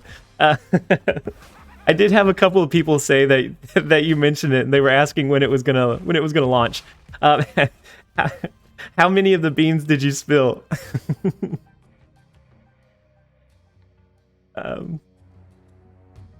Binks and his mustache are here.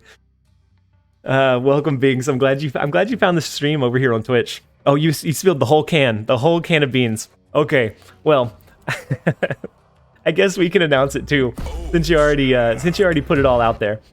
So we have a collaboration that we did with Binks that's going to be going live. It's going to be going live later tonight. It's going to be going live later tonight. We have one that's going on his channel, one that's on my channel, and I guess the whole can of beans. I don't want to spill more than you did because I think you explained it all. But the challenges were we used one of our really old decks. So one of the first 10 decks that we created on our channels, and then one from the latest 10. And so it's a spicy one. There's some definite like roller coaster moments. They do have the Killmonger. I'm surprised they didn't snap into that. Some definite highs and lows, some heartbreaker moments. But it's gonna be both of the challenges are gonna be very fun to watch. And then Deminxor, welcome. I'm glad you're able to jump in and join us to the top 10 anime crossovers. It is time. That's probably the most common collaboration that I've been asked for is the one with Bing. So I'm glad we were able to finally make it happen. So we can Shang-Chi their right lane depending on how confident they are in the 2 power here. But they also likely have an arrow. And for the 1 versus 4, it's going to be an easy retreat. Oh snap! Are we getting some Carnage, Nova, Moon Girl fun? I don't know. You'll have to watch the videos to find out.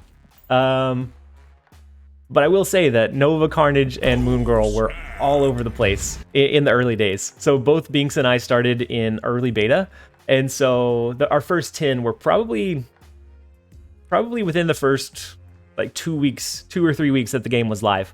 And so it was a blast from the past. It was a lot of fun. I was surprised with how well they did and held up against each other in the long run. Yeah, the good old days of +2 Novas and double turn 6 dinos. Yeah, those days. Those days. They're both fond, and I'm glad they're gone at the same time. Going up against a mirror Nova Carnage or double Carnage, sometimes even a triple Carnage, was always just so tough. And then the Leecher is going to be another one that kind of lives in infamy now that he's gone. Snap Creators Unite. Yeah, it's something that we've both wanted to do. I can't speak for Binks necessarily. I've wanted to do for Dara. You heard Leecher.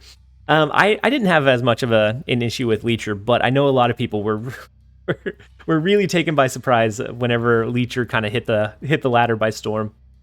The collaboration with Binks is something I've wanted to do for quite a while. It's just with all of the personal life and just juggling all of the responsibilities and commitments, it was something that was really tough to make happen.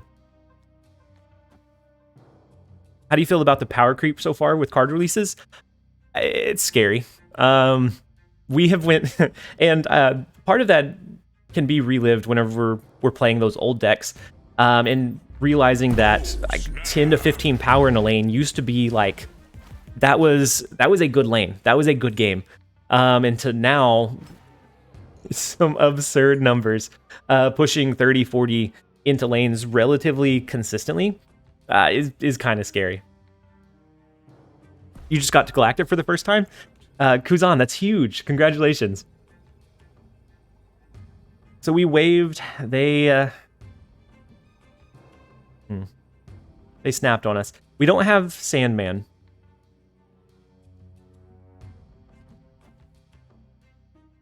We could Hail Mary the arrow.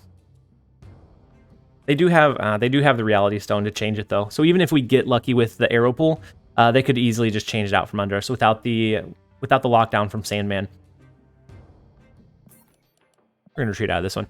Electra was a great tech card. Electra was huge whenever Mojo World was like one of the first featured locations. I got taken for so many 8-cube games by the opponent having Electra on the last turn whenever I was sitting there thinking my Sunspot was great in that location. What's a Magneto replacement? It's tough. You could just do a regular Hulk. It's going to be the same power onto the board. But a lot of times Magneto's real value is in kind of the disruption that he adds to the opponent. You can do Hulk. It's not quite the same, but you're still going to be pushing the same amount of power.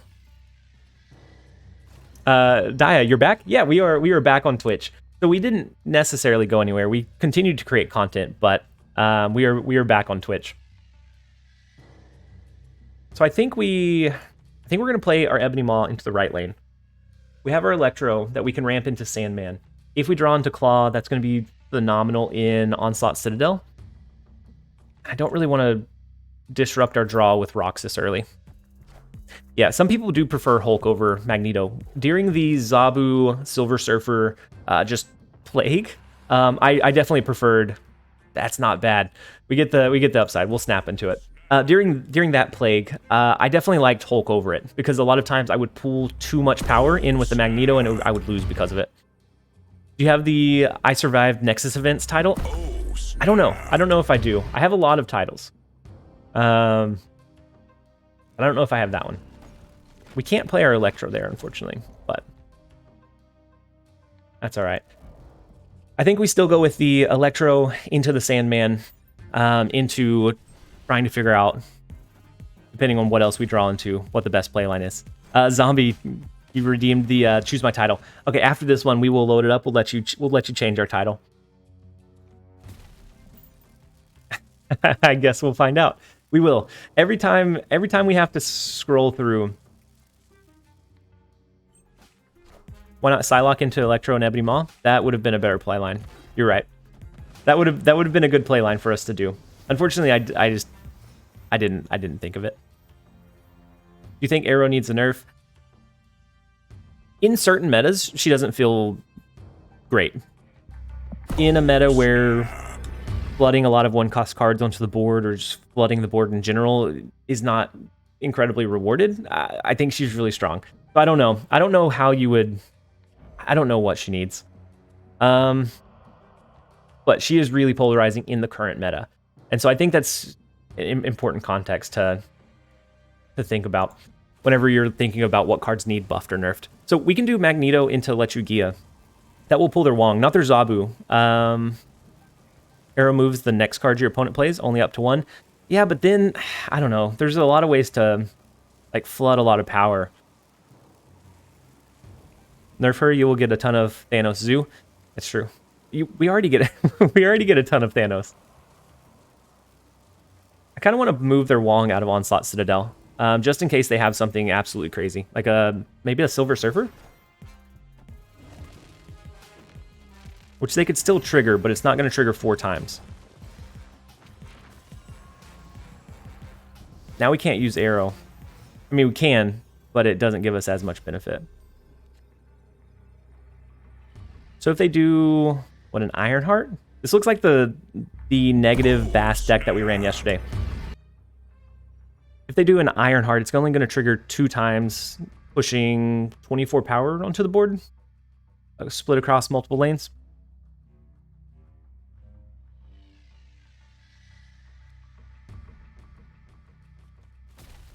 I think Doctor Doom will give us the best chance, unless we have a good read on what they're playing and where. I think Doctor Doom is going to split it. I can't Arrow, right? We have the Ebony Maw over there. Otherwise we would, but we can't play over to the right. I just want them to remove the randomness of Arrow's pulls so that it increases the skill level of counter. Yeah, I guess if you could flood, 2 cards first, knowing that it pulls those first 2 you played, that could potentially be a good workaround. We're gonna lock it in. This is a retreat. we're gonna lock it in anyways. The Ironheart triggers 4 times. If we get lucky and it hits or splits between the 2, that's 3 and 4. If it leans more heavily to the left, we do lock in the 1-point win. So it could have flipped either way. We will take the 1-point win. I'm glad we stayed in on that one though. And so Zombie Lemon, you get to choose our title. Paid actor pre-recorded. All calculated. We knew exactly where it was going. Oh wait, not the titles. Not the avatars. We need the titles.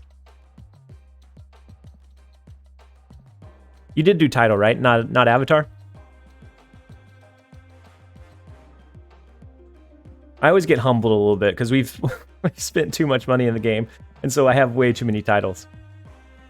Zombie Lemon, let me know if you see one that that sparks that joy that you want us to run.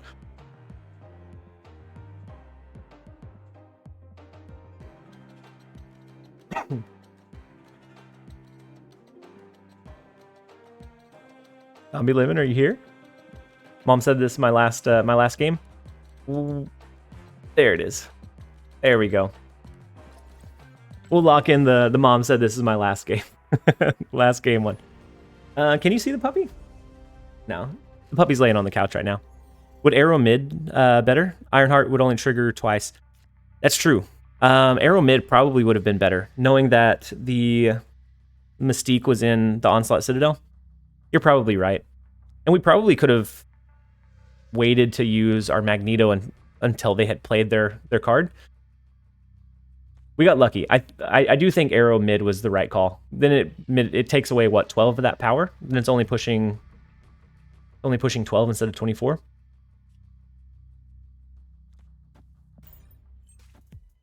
Mom, can we buy stature? No, we have stature. A world ship game. Interesting. They got a turn 1 Galactus on us.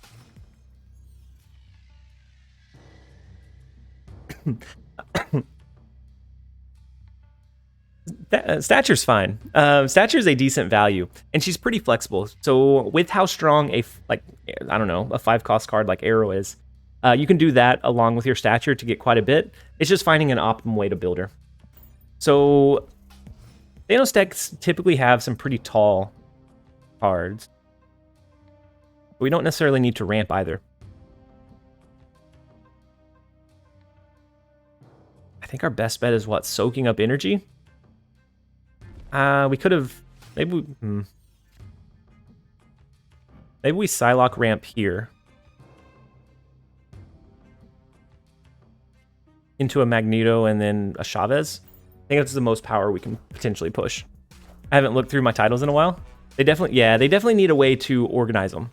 Because not until we did this this channel point redemption, I didn't know that it was so difficult to navigate through your titles and avatars, because I picked one and I stayed there. I wish the titles were better. Yeah. That's unfortunate.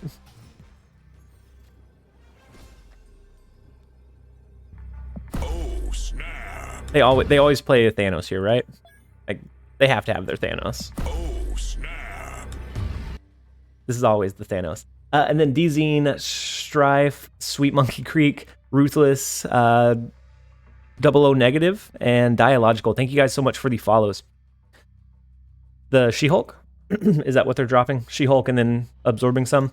I think regardless, we lose that one because of the Shang-Chi. It's a very well-timed Shang-Chi as well. And then Suki, thank you so much. Papa Hercules, thank you so much for the follows. Ebony Maw, Sun and Sunspot Energy would have been higher. Would have been that. You're right. But we would have had to drop that early and really locked into that playline, right? Nice deck, but missing the best card in the game, Morph. I wish I could use Morph more often, but it's just it's RNG. I always enjoy a good deck whenever I can just flex slot in a Morph. I don't do it very often though. Hey, my Shang-Chi big brain worked. It did. I think you could have swindled us for a couple of extra cubes had you held until the last turn though. But no, it definitely put us in an unwinnable position. The saxophone, my biggest issue with Morph is that once it actually morphs, you don't get to see the variant anymore. And then Papa, he said, "Hey yo, follow today's video's instructions," and ended up here. Well, I'm glad you ended up here. I'm glad that you made it onto the stream. I'm definitely glad to have you here. Maybe you can change Claw and Leech. I have ran a version that runs Leech over Claw, but it really depends on what you're seeing. So like if you're seeing a lot of Shuri, Leech doesn't give you all that much advantage. A lot of times, as long as they have their big cards in hand, they're still going to be able to outpace you. And so it was definitely a back and forth. I think both are decent in like an Electro ramp, but Leech just feels like a little bit too low tempo. And then Dad, welcome back. If Snap starts having a competitive scene in esports, starts moving in, what would your 2 esports team you would want to hear from? Any of them. Any of them would be really cool to see represented in like the Snap scene, even if it's not for me, and even not from like, because I usually don't do incredibly well in like competitive. I get so like nervous and I start overthinking my stuff that it's definitely not a skill I've flexed very often. What teams? Yeah, I would enjoy the like that aspect and like that level of play. So I've already enjoyed a lot of like the smaller tournaments, and then Kawa's content creator clash stream. I think was such a cool experience to watch. That just more things like that are I don't know. I think are really cool to see the progression of the Snap game and how it could kind of find a position in the long term for itself. I always thought you would be a great MC for a tournament. That would be amazing. I think I have a few too many like ums and ahs that luckily I can cut out in videos. But there are still some like false starts and things like that I think would really need to be honed in on before being something like that. But that would be an amazing opportunity. I would love doing something like that. Why would he play Sandman after you played Electro? He might not have had a better playline. So sometimes in Electro ramp decks, if you don't have, he might have not had any other like higher value. So sometimes just to put value on the board now that he's 5 cost or 5 power. A gentleman that wanted to handicap himself. I mean, I've done it before. I'm not saying that it's not. Sometimes it's the best play you have. Sometimes you have to do what you have to do. Just yesterday, you said you hoped I unlocked Mr. Negative. You just did this morning. That's huge. So that was. Are you running the deck that I featured yesterday? If so, hopefully it's going well for you. I'm glad that you unlocked a card that you're enjoying a new archetype with. It's always exciting when that happens. So we can do Electro into Sandman, depending on what they're running. It is a Thanos deck. So we should have snapped before that came down, but we'll snap now.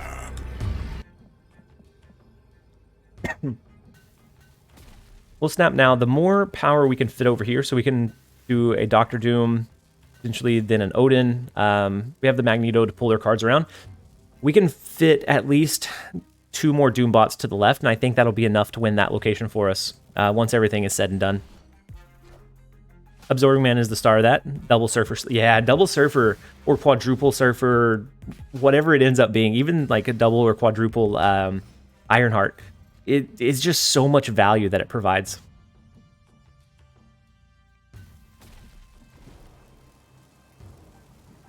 So they changed it into Mirror Dimension. So it might change into Nidavellir, but even then, we're going to have more cards than they are able to have in both the left and right.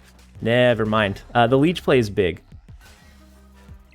But I don't think it necessarily just wins it for them. Because right now we're winning left and right. And if they can only play 1 card and can only impact 1 lane, we could just play Magneto mid. And that should give us the win. Now they might have an arrow. That doesn't do it for them. Would no, a Blue Marvel wouldn't do it for them either. So we put them in a tough spot. The Thanos decks, if you can get your Sandman ramp out before they really get like into their rotation or dropping their stones, it hurts them quite a bit. But if they can get it out before you can get your Sandman down, then you pretty much lose that matchup every time. Post 100 rank, most matches you're going against bots. Not for me. I think for me it's closer to like last season when I was doing the in-game event. I went against very few bots. I wish I'd went against more bots. But when I was trying to max out those cubes gained every day, it took a long time. Most of the time it was a lot of like 1 cube retreats and just very tedious, slow gameplay. And so at least on my end, in my MMR, I don't go against bots all that often, at least not during peak time. I have noticed that whenever I play like at night now, I can't record videos at night because a lot of times I'm going against largely bots. You definitely have a good commentator voice. Good for color commentary. You just need a play-by-play guy. Just for the, yeah, that, if I could do something like that, that would be, even where the channel is at and like the streams and things like that are so far beyond what I thought would be possible with a channel when I started it.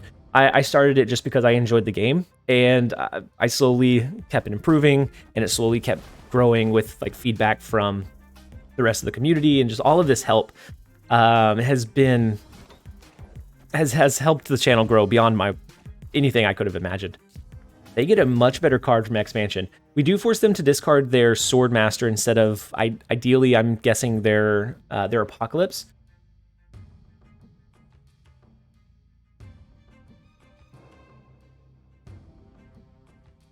We could...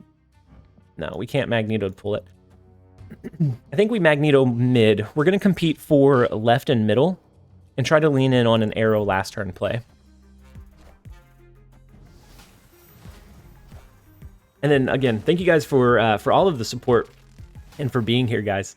The transition from YouTube to Twitch was a very scary one, but it's one that you guys have helped make very seamless. So we capped out their expansion lane. They're not going to be able to do double discards, but they do have 6 power here. I think we skip. Let Sunswat absorb some energy on the last turn. We'll just throw down an arrow.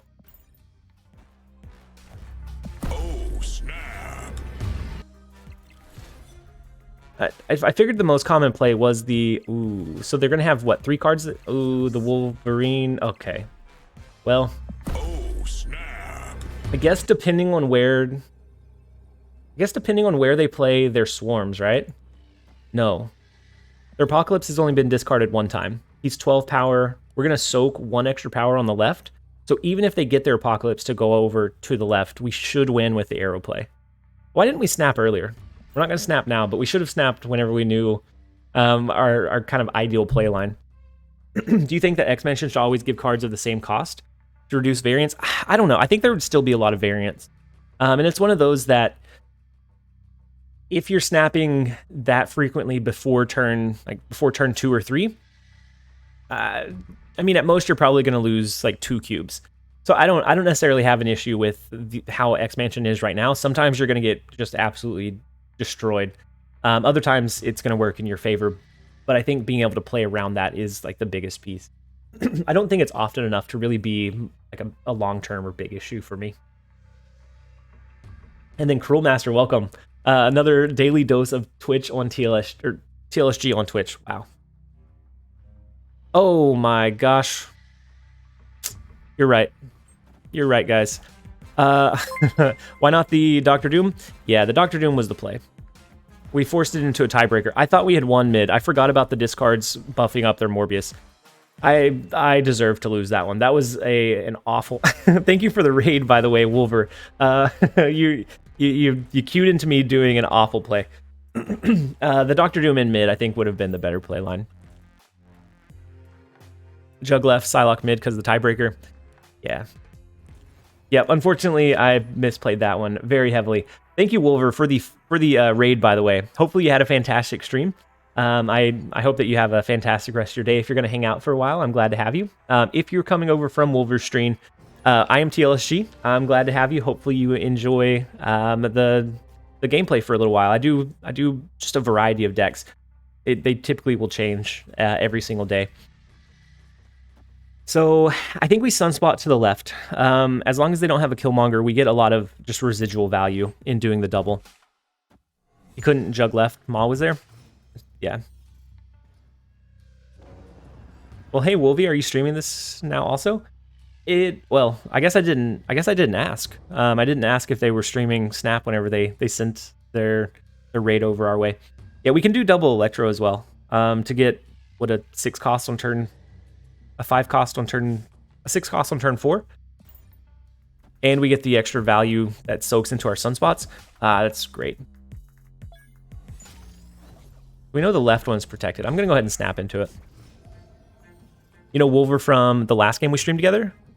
And that was the other Marvel game, right?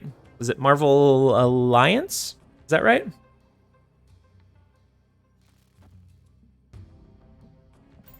So we're gonna Electro and give our Sunspot extra energy each turn to absorb. We do have Sandman, depending on what it looks like they're running. A double Shuri here would still be devastating. If they do Shuri into Sinister London and then like kind of leverage that to have an insane last turn play, we would have to rely on an arrow. The Future Revolution and Strike Force. That's what it was. The Marvel Strike Force. Got the Vibranium Iron Man. That one looks really sleek. I don't use Iron Man all that often anymore, but that one looks sleek. Every time I see it, you always appreciate a good variant when it comes down. So we can Sandman, but I don't think with the zero, I don't know that makes too much of a difference for us. We could double claw. That's going to be a decent amount of power, but maybe we just Magneto here. Just push as much value onto the board as we possibly can. And try and it is the double Shuri. Well. Maybe with the 2 Shuri pulls, we can cap out one of the lanes. It caps out mid, right?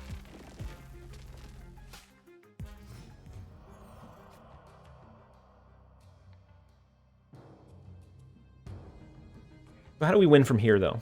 They have the double power that goes in Sinister London and bounces over. If they skip here because they're doing...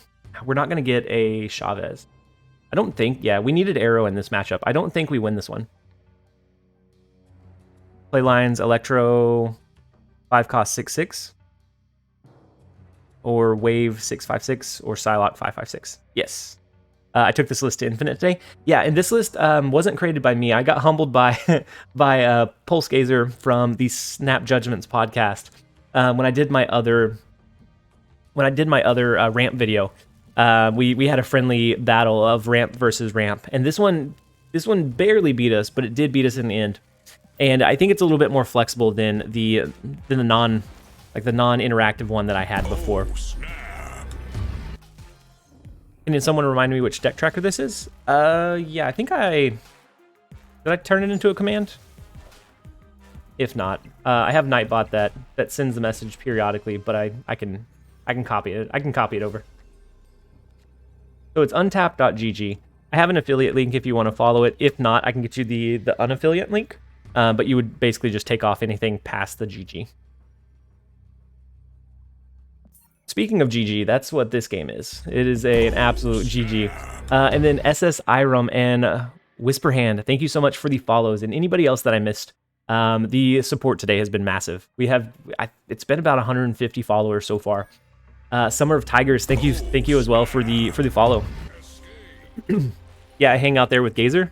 Yeah, we played we played Thrones together back in the day. Yeah, and I got humbled by it. It was close, but I definitely got humbled by it. This one is flexible. You do have to be a little patient. It can still get hurt pretty heavily by Shuri, but anything else, it can usually hold its own. And then UFG Blaze, thank you so much for the tier 1 sub. The support is absolutely welcome. So appreciated. That brings us up to 17 for the day. Yesterday we had something insane like 49 subs come through. So the transition from YouTube to Twitch has been just such a positive experience. And I thank you guys for that. That all comes from you guys. Yeah, Shuri is always rough, but I think that's true with any deck right now. Shuri is just unfavored in pretty much anything that you're playing. And then He, Her, Who, and Headhunter, thank you so much for the follows, guys. I keep getting Agatha from Agent 13. Ooh, Bart, that's that's a rough one. Anytime you get a surprise Agent 13 is always tough. I think we're gonna Electro into a Sandman. We have Claw to help support the kiln location a little bit further. We have the chance to pull into our Doctor Doom. When did you stop playing Yu-Gi-Oh? A long time ago. So it's something that I just passively dabble in. And so like every once in a while I'll go down a rabbit hole and I just like read through or look at like the latest games or sometimes watch some gameplay. I don't even recognize the game anymore. Like when I stopped, there was like a fusion summoning was just about, you had to have the ritual card to be able to do that, and so it wasn't very impactful. It was just really just summoning cards. I did download and play Duel Links, and sometimes when you're able to just destroy the opponent in one turn, it's like you're just a viewer at that point. Like you're not even interacting or playing with the game. You're just getting absolutely demolished. So it's been a while since I've actively played Yu-Gi-Oh though. Every once in a while, the Yu-Gi-Oh theme song just randomly pops into my head. Yeah, that one's ingrained in my head. I used to wake up on Saturday mornings just so excited to watch the new episode. And so, yeah, it's definitely the same for me. We can't do we could do a double arrow, but we're losing in Kiln right now, which is our big issue. They played a Shuri. I think we lose that match. Because if they play into the Kiln, then we're going to lose there. And then Lava, welcome. I'm glad you're able to jump in and join us. Yeah, we're going to retreat out of this one. Anything that they play with Kiln and us not being able to stack their high power cards, because even if we did something like that, we're losing in the middle already. We weren't able to keep up enough pace, so we're just going to go ahead and jump out of that one.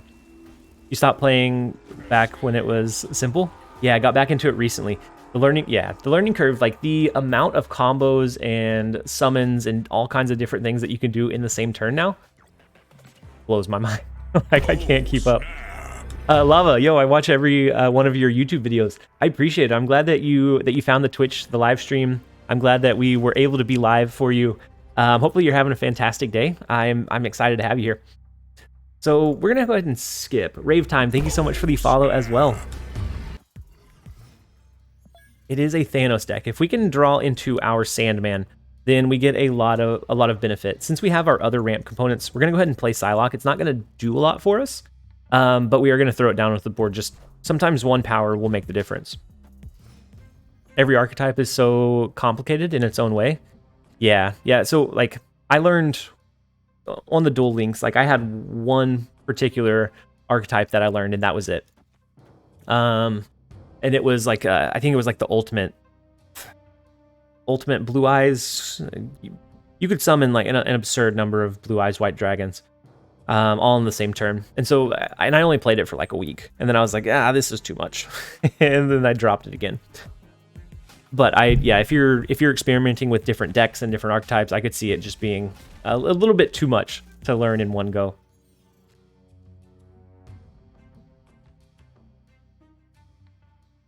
So we have the arrow, we have wave. I think we will drop arrow into the Crimson Cosmos. We have Odin to eventually maybe hit it again. We're winning this lane as long as we can at some point swing the sewer system.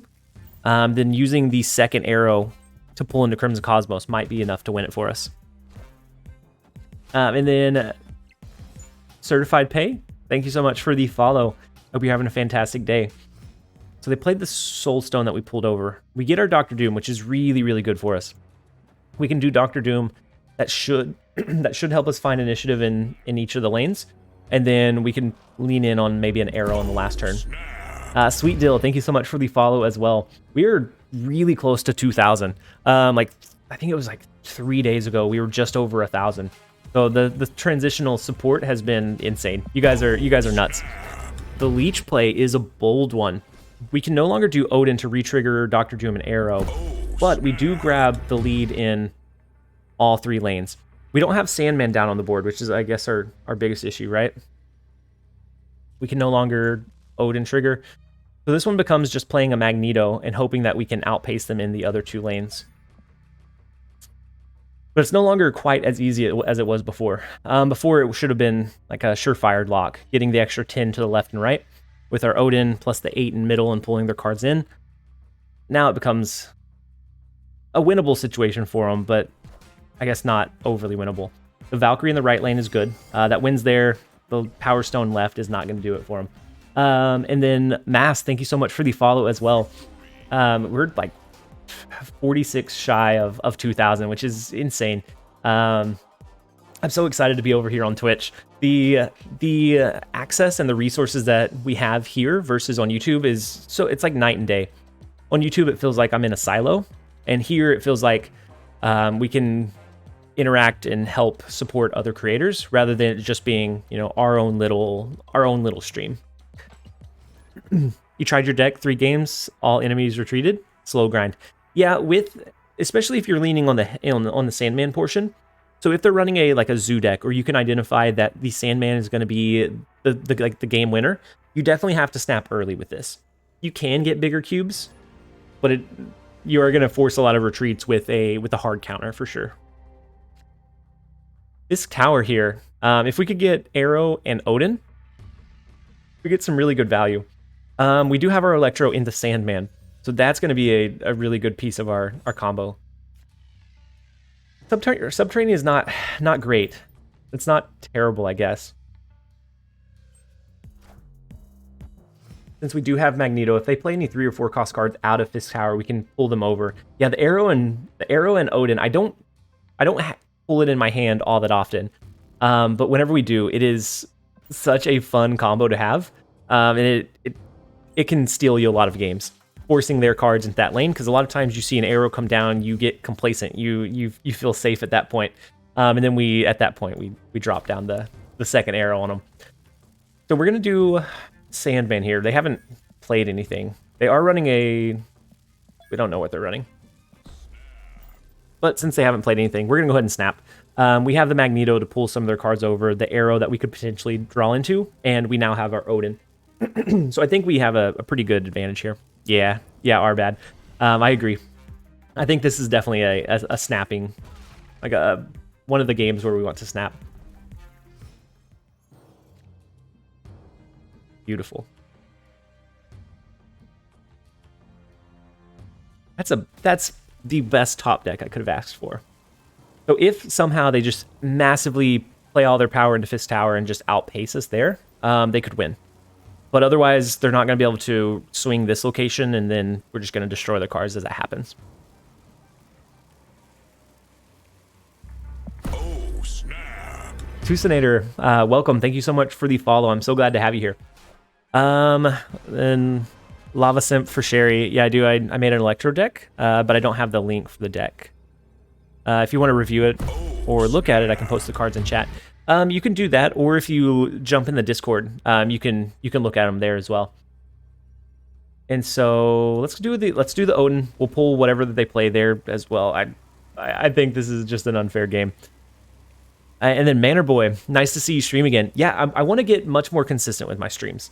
So it's something that I've wanted to do for a while. There was just a mental barrier and I don't know, the work-life balance of like my actual day job, not content creation, that did get in the way. So I'm glad that I'm able to stream consistently again. It will be really dependent on how much of my workload I can finish early. Hey, welcome. It took you long enough. And then Oriyi, thank you so much for the Prime sub.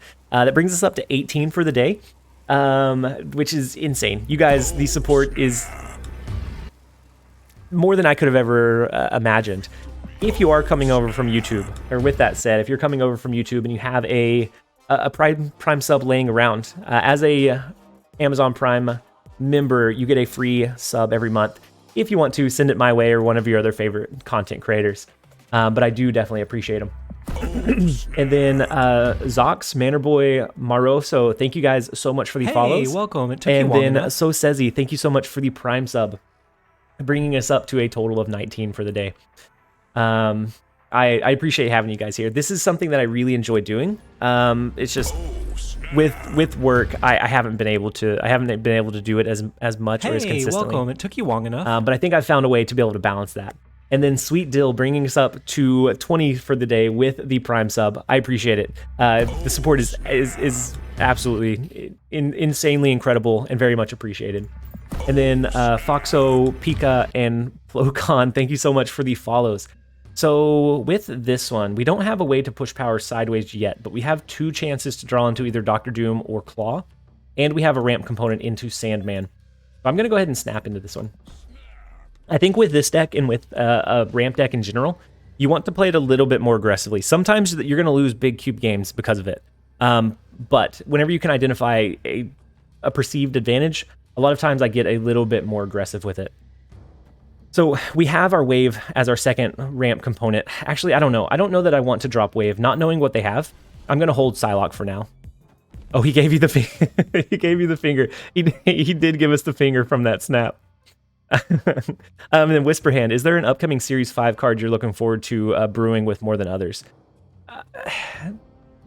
I have a couple. I think Nimrod is... There's a slight delay in your audio. Are we dropping bits? Like, is it unsynced? Like outside, like one of those bad bad translated movies? No delay? Okay. So I like Nimrod. I like what he can do. Refresh Twitch? Yeah, maybe. It may be that you need to refresh Twitch. And then, I gotta go, but have a good rest of the stream, buddy. Thank you so much for jumping in and hanging out for a while. I appreciate you being here. I think Nimrod's gonna be really cool. Depending on how Kang works, I think he could be really interesting in a couple of builds, but it really depends on how his functionality actually works once you have him. And there's a couple of ways I want to try him out that I'm really excited for, but they could end up not working at all. So we'll see. We'll see how that one goes. And then Hitmonkey just seems kind of broken. And then Kraken Knoll, Kraken Knoll, you said you got all unpacked and then you decided to share the love with the 10 gifted subs. So much support. Anybody that got a gifted sub, make sure to thank Kraken. The support is huge. That brings you up to #1 on the gifted. It starts a hype train. Just Kraken Knoll. Thank you so much. Kraken Knoll, another content creator. If you haven't seen any of his stuff, he does a lot of brews and builds on the newest cards as well. So my brew actually lined up with his. We were very, very close in our ideology in like our initial builds with stature. But I did end up making tweaks that he suggested over what I had. And so definitely check him out on Twitch and YouTube as well. Another really good deck building resource. Oh, snap. And then Tensive, sup TLSG, how's life? Life so far is doing pretty well. It's not treating us too poorly. We're very lucky to be able to create content and have such a good community behind us. I can't complain. I can't complain whatsoever. So I think I'm going to do Arrow here. We can always Odin to re-Arrow the next turn. But then the issue becomes it comes down to a tiebreaker. So the She-Hulk... If we can't get Dr. Doom, can we? Without Claw or Dr. Doom. That is so unfortunate that those are in the bottom 3 of our deck. The most power would end up being Magneto, but I think we lose that tiebreaker every time. So we're going to go ahead and retreat out of this one. Jedi, Illumi, Matthew, and Rugachi. Thank you so much for the follows, guys. And then Wolver, you said you started about a month and a half ago. Wolver, have you been able to complete Series 3, or are you still kind of working your way through that? Is the next season pass card worth it? Daft Junk, which one is the next season pass card? Next month is Nimrod, right? I think Nimrod's going to be very scary. I don't know if it's going to be as broken as like a Silver Surfer or a Zabu, but I do think it's going to have a lot of potential and a lot of build around potential that can enable kind of brand new content or like brand new archetypes. 13 Nephilim finally caught it. Words are tough. Finally caught your stream. I thoroughly enjoy your YouTube content. Thank you so much for jumping in and joining us on the stream. I hope that you are having a fantastic day. I'm glad that you found the stream, and I'm glad that you're enjoying the YouTube content as well. As a creator, that's all that I could hope for, is that you're enjoying the stuff that I put out. So you got Hawk, Orca, but I don't have Black Widow. I honestly don't use Black Widow all that often. Like, even in the builds that you build her into, she's usually just okay. Like, she adds a little disruption, but a lot of times I don't know if it's worth having her in as a potential like last turn draw. Yeah, Shuri into Nimrod into Zola, yeah, is gonna be scary. Or Nimrod into like a Galactus is gonna be another scary one. You could ramp up into like the Nimrod, Zola, maybe like Null. There's a lot of different ways that you're gonna be able to build it that I think are pretty scary.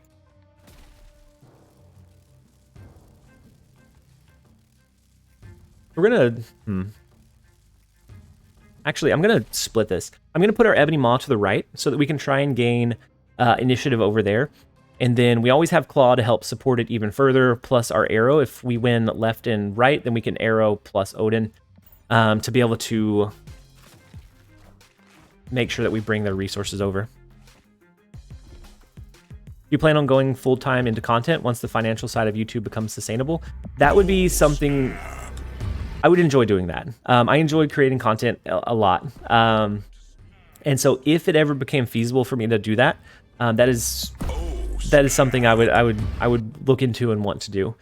But with that, I have my wife, my daughter, and bills and responsibility that I have to make sure are taken care of before I can make that decision. And so it's something like, and I'm sure you guys know him, but Regis said something about when he made that decision to go from part-time to part-time to full-time. He set like a goal of like a certain amount, a certain dollar value for so many consecutive months to make sure that it was something that was going to be consistently sustainable. And so I don't have a number set in mind, but it would be something that, as I continue to grow, if that opportunity is afforded to me, I would love to be able to do that. And then Wolver, you said I'm a gamer dad too. Also would love that full-time YouTube gig, but holy crap, it's hard. Yeah, even while growing, it's definitely something that's tough to achieve. I think we're gonna lose this one to the Shuri. We have the Arrow, but unfortunately we don't have much flexibility in how and where we can play around it. And they already have the really big lead in the big house. He needs to use some Dad, yeah, that you sound like my real dad. I do need to invest in a brush for sure. I think we lose this one each time. We don't have any ways to go wide other than the Claw. We're gonna go ahead and back out for a 2-cube retreat, unfortunately. What do you do as your primary occupation right now? So right now I am a data analyst. So it's a fancy way of saying I look at like numbers and metrics all day. So I create queries in all of our different systems, whether it be applications, turnover, wherever we house our data. And I decipher it, and I create queries to be able to pull certain subsets of data that are going to be useful for the leaders to easily make assessments on like the strengths or the health of the overall initiative that I'm looking at. And so I look at numbers a lot. So the analytical piece really makes sense coming from that into something like Marvel Snap, where I'm really trying to analyze plays and like what the opponent's going to do and try and look at those play lines. So I see a lot of correlations between what I do for my day job and then this. You've been thinking about getting into that as well? Yeah, and yeah, the BI side. So for the most part, it comes in waves. So a lot of times it's a lot better than what I used to do. But sometimes whenever there are like some really pressing demands and there's pressure from up higher, that of course trickles down. And so it can come in waves. So like I'll go from not having a report due for 2 hours to having 5 due that are all needed within the next 30 minutes. And so it definitely comes in ebbs and flows. IT data analyst. So I'm not in IT, but I work really closely with our IT department. So I haven't used Python, but I've used several other kind of, I guess not. I've dabbled in a few other like coding languages, to be able to create those queries. So depending on the system, I learn just enough to be able to get by. So I've used SQL. So I'm a jack of all trades, a master of none. So I wouldn't say that I could just like take an empty document and create SQL code, but I know enough to be able to identify like how to navigate around it and how to create what I need. But it's not something where I just like have all of this infinite information stored. You're currently working with data analysis and queries now, 2 at work, coincidentally. Fuzzy dice. Hopefully we don't work at the same place. If so, don't tell people that I'm streaming for 2 hours at a time. But no, I do see a lot of people that say they are into data analytics that pop into like the streams and the content. I think there's a lot of correlations from that into this. Came back from, hey, Hink, welcome. I'm glad you're able to jump in and join us. Hopefully the sports went well. As long as you don't tell them I'm watching your stream right now. That sounds like a mutually beneficial deal. So we will absolutely we'll absolutely take you up on that. And then Marvel, I missed yours, but you said I'm very interested in getting into data analytics. I have no school background in it. Do you think it'll be hard to find work? Hey, welcome. It took you long enough. And then SS Iram, thank you so much for the Prime sub. That brings us up to 31 for the day. We are almost matching what we did yesterday, which is insane. I didn't think we were going to ever even like come close to touching what we did yesterday. But with Kraken Knowles 10 gifted and then all of the support from the Amazon Prime subscriptions, we may match what we did yesterday. So thank you so much for the Prime sub. So for me, I didn't have any formal background in it. It's just in the work that I did, I kept finding that I gravitated towards like the data and the analytics. And so even though I didn't have any formal training there, I think we lose this one, by the way. I didn't have any formal training there. It's just something that I kind of lucked into. And so I think looking for a job in it specifically might be difficult. I think I got very fortunate that I found the work that I did that was able to take my limited knowledge and allow me to really further it and expand it. And so if a problem came up, I was able to identify and solve it. But I did get very, very lucky finding what I did. I work in HR and you're both fired. Okay, Dad. Well, I guess we're going. If we're fired, we're going full-time content creation, and so I think there's gives and I think there's goods and bads that come with that. You said, have you tried the newly buffed Sandman and an Electro ramp deck? That's what we're running right now.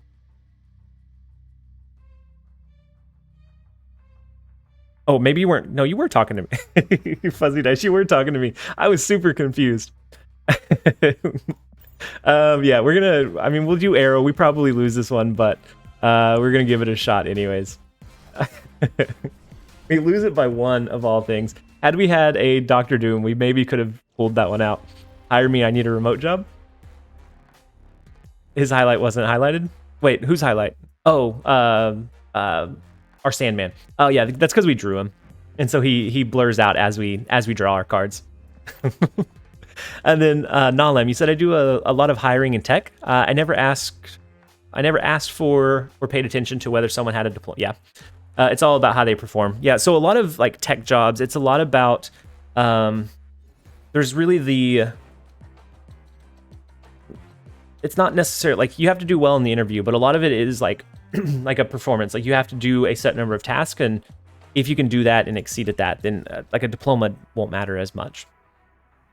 But that comes more from Nalem than me. I did hiring my other job, but it wasn't for like text type stuff. TLSG, that confused stream guy. Yeah, I was I was definitely that confused stream guy.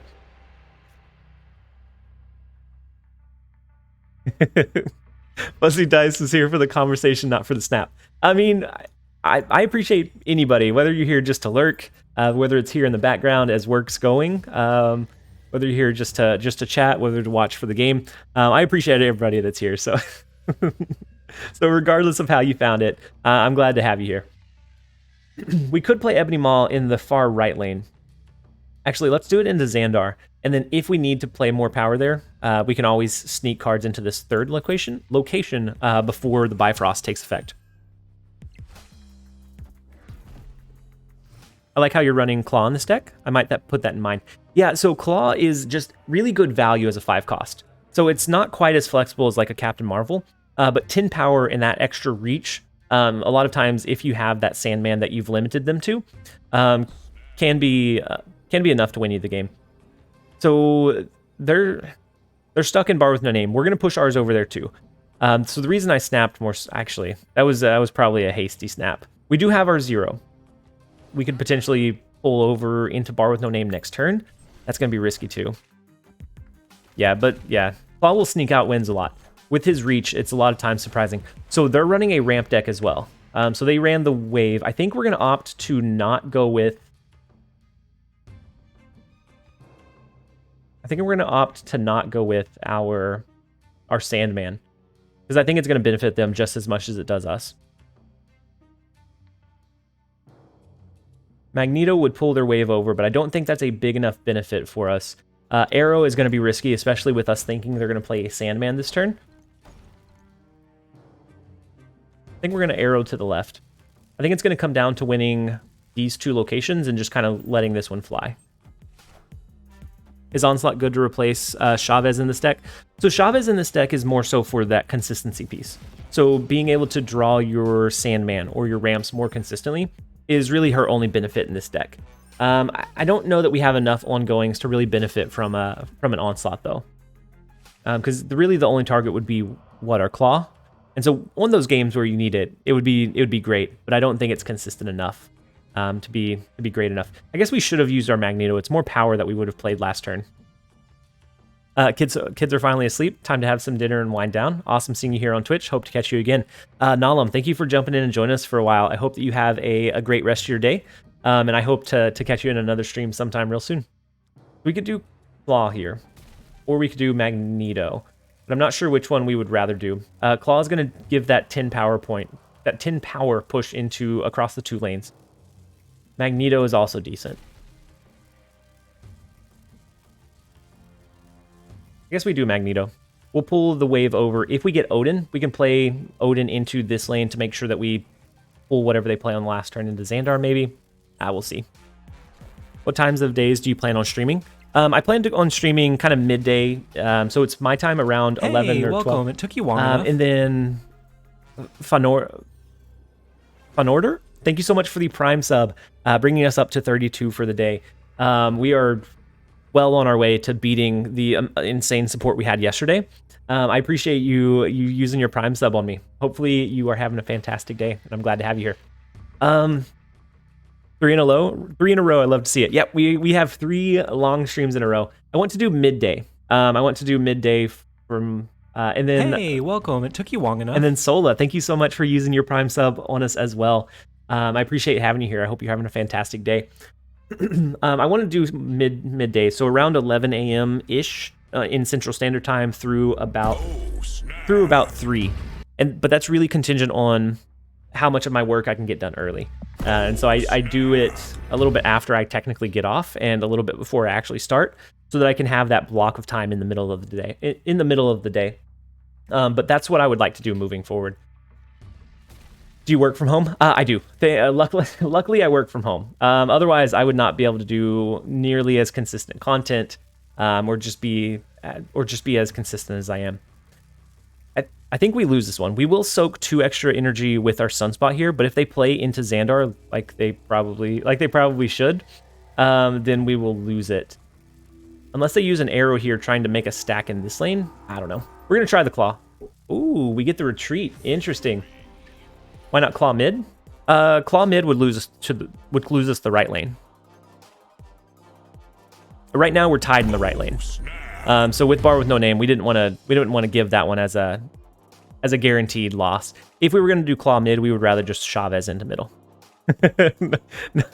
Narco left. You're not dumb. It's just you just overlooked it. Not dumb at all. I'm surprised. Yeah, I'm surprised he retreated there as well. I think we were very equal in like our potential plays, and maybe that's why he retreated, because he didn't have a guaranteed out, and so it was going to be a little bit of a like a 50-50 regardless.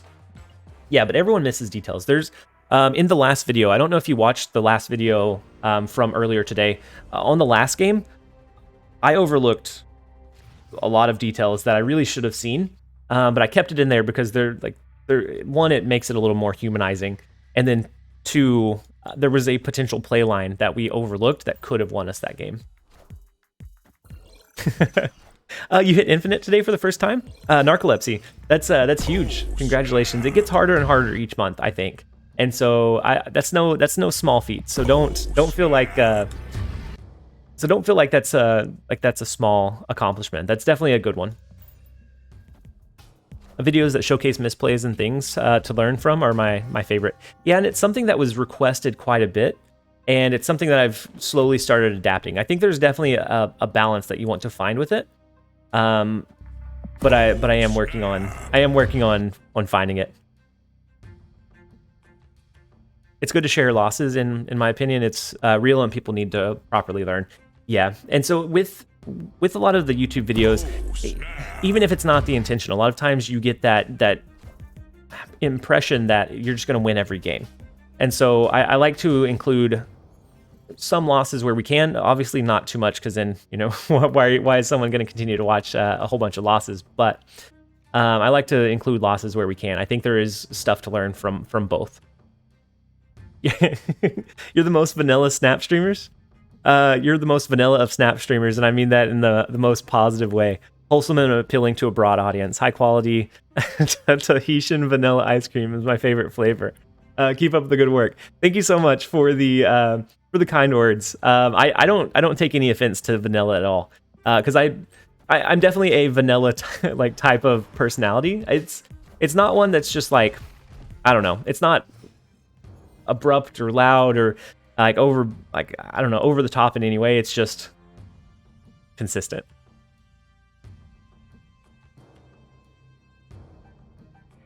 Wait, are you guys getting gold back for the card sleeves in the pass again? We don't know. They haven't announced a gold card back this season, I don't think. I'm pushing for infinite my first time, and 90 plus, it's gotten way harder to win cubes. Yeah, I think around that 90 point, it gets pretty common for it to be a little bit harder to grind out. I can put your video in front of my kids, not so much with guys like, yeah, and it's definitely different audiences.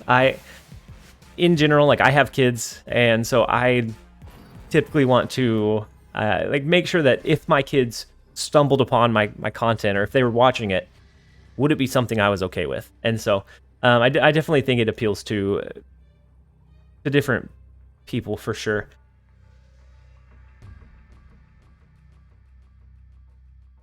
Goldback is on the reward path, right? Is it? Hey, is it Dante? Welcome. It took you long enough. And then Steven C063, thank you so much for the Prime sub. I think we lose this one. We can play over here, but very likely they move one of their weaker cards. They can buff up further into the Kamartage lane. I'd rather take a 1 cube loss than the 4 cubes. And thank you again for the Prime sub, by the way, for using your free monthly sub that comes with Amazon Prime. I appreciate it so very much. The support for this transition has been insane. How's the deck been doing today? It's hit and miss. I don't think we've fallen much, but we haven't gained much ground either. And so this one, I don't know. Against Shuri, we've been seeing quite a bit of Shuri today. It falls a little flat against Shuri. It can hold its own against Thanos in certain matches. Everything else, it feels like it has a little bit of a leg up. I seem to have upset the auto mod. Yeah, I may know what did it, by the way. Yeah, progress is very slow. And so you'll go on spurts.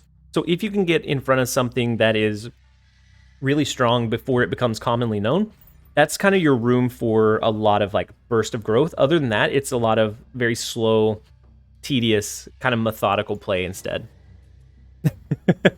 Dad, you're okay. You're okay. But yeah, you did upset the auto mod. He took that one out. For the current meta, what decks do you think are viable for those of us that are stuck at rank 70? Do you have very much of a how big of a collection do you have? Like, do you have most of pool 3? And then Fuzzy Dice, you hit Infinite yesterday. You used the big Thanos Lockjaw deck. Yeah, that one is huge. Whenever I want to climb quickly, that's the one I throw. That's the one I throw out there. I keep getting warning message every time I send a message now. My bad, Dad. I think you really did upset the mod. I think we'll play Electro. We can ramp into Sandman, but I think we do play Electro into Death's Domain.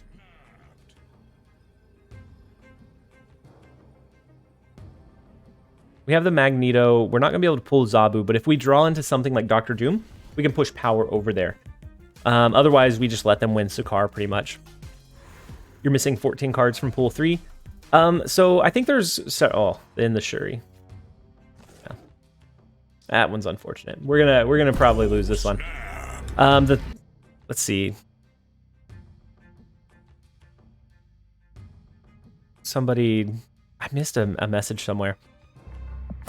So far, I've been infinite each month this year. I definitely feel like it's more, yeah, it's definitely like time over, just time and staying ahead of the meta can get you a lot more value than I lost my train of thought, guys. I'm sorry. The time invested in like really learning the meta and the ins and outs of what's big right now can be the difference maker.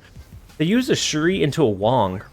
What a strange play line.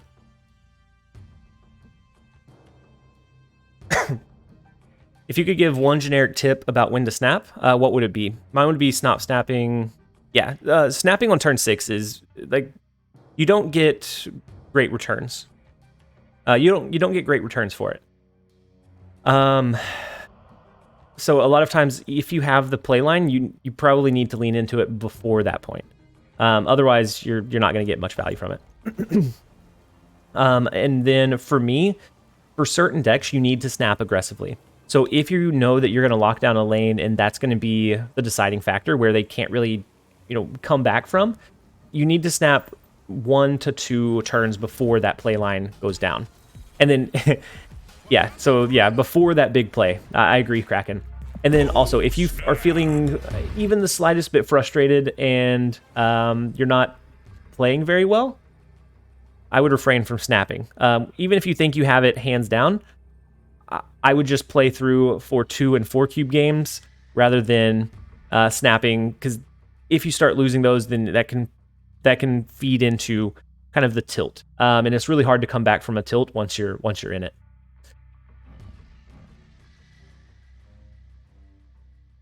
So if we're gonna mute you, Quackman. So if they have an Arnim Zola, they definitely destroy us with the Arnim Zola into the Black Panther and Wong. We could pull the Shuri over. That would give us a 33% chance of winning. Not the 50 that you would want to have. The Dr. Doom to here and here wouldn't give us the win either. We could pull their Wong out, but that doesn't help us. Magneto mid? Magneto mid pulls Wong over here. And so then their Black Panther, if they use an Arnim Zola, would win here and here. Yeah, I think he definitely Arnim's left. It's just a matter of can we disrupt it. We're gonna take the 1 out of 3 that Arnim Zola hits Wong and Shuri. Nope. Okay, nope. We knew the play line, we knew the risks, and we decided to go against it anyways. We knew that was not in our favor. We decided to send it anyways. There was a very small chance that we were able to get that one, but since we're past infinite, it's all right. Had we still been on the grind, that one would have been a very fast retreat for sure.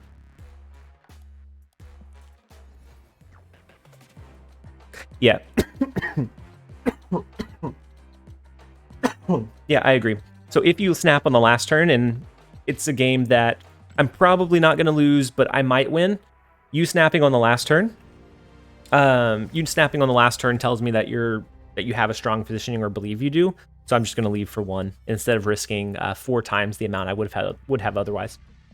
And so I guess that's more than one generic tip, but those are the tips that I have for you guys. If you grind, Wolver. So if you grind to level 130, yep, you still drop to 70. So it's from the last tier that you reached, and so infinite is the last tier. So I've known some people that climbed well over 400, 500, 1,000, and they get set back to 70. Your MMR changes, so your MMR will be higher than the rest, and so you can get eventually into like a bot category, which is kind of unfun in and of itself. But there are you can get past kind of the player matching if you play enough. Fuzzy, do you find yourself enjoying playing more once you hit infinite? I find myself liking playing most post-infinite, less pressure, you can play and try off-meta decks. I like both. I like both for a couple of reasons. I feel like I play my best pre-infinite. And so that's when I'm really, and a lot of times I don't change it a whole lot, but I am a little bit more strategic, a little bit more analytical before that point. I like being able to brew and experiment and not really worry about, gaining or dropping. But I think I like both for a couple of different reasons. There is a lot less pressure whenever you're playing post infinite though. Snapping turn 1 does hide the strength of your hand, yeah. So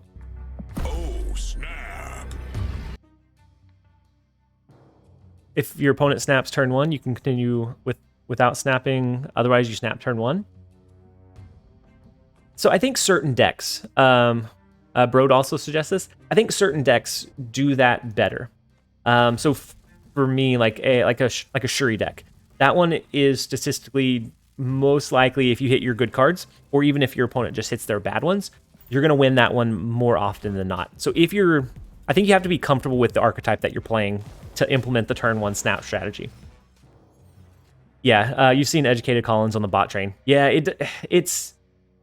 I don't know. I feel like I would lose a lot of things that I... like reads and a feel for the actual meta if you're playing against a lot of bots. Like, you have to look at like external sources at that point, or play in tournaments, and I don't know. Grinding up against bots it feels like it would get old or tedious. I think once global matchmaking is implemented, I think that will get better over time.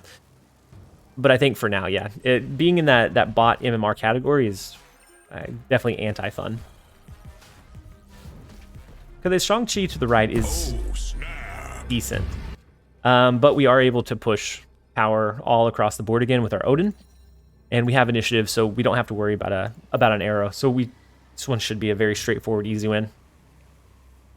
He's stuck playing friendly battles test decks. Yeah, to have their MMR up that high, it's like a blessing and a curse.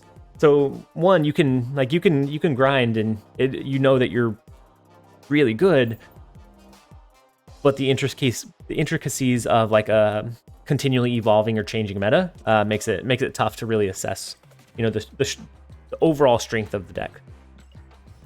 I'm way too scared to snap on turn 1. So supervillain, I think that comes with being comfortable with the archetype. So something like this deck, I wouldn't necessarily snap on turn 1. There's too many matchups that you're unfavored against, or draws that just wouldn't work in your favor. Whereas if I'm playing Shuri, I'd be comfortable snapping turn 1 every single game. May I ask why you have Psylocke in this deck? So this deck actually didn't come from me. It's a consistency piece. So it allows us to do a 5-cost on turn 4, something like 96% of the time. Between the Chavez, the Electro, the Wave, and the Psylocke, we can always do a turn 4 5-cost drop. And so yeah, that's the only reason. That's her only purpose here. I try. You said, hello, Mr. TLSG. Your decks are my favorite to copy and paste. I'm so glad that you enjoy them. Hopefully they do well for you.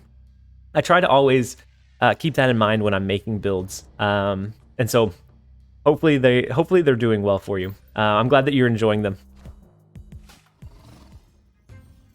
Do you live in Greater Atlanta burbs? I get that vibe.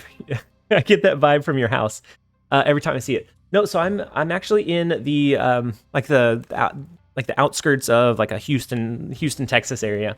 So like not near Houston, but close enough that I could drive there for the day if I wanted to. Just curious, how did you calculate that percentage? So that one doesn't, the 96%, that one doesn't come from me.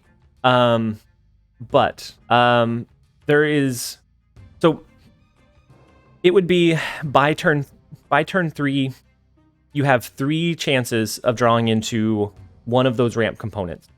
You have only 11 potential draws. And so by turn 3, you're going to have, what, 6 cards?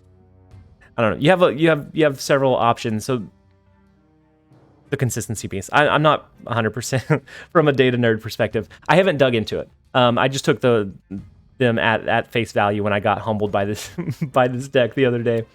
But I can say that it helps increase the consistency for sure. I just don't know if the 97% is 100% or not.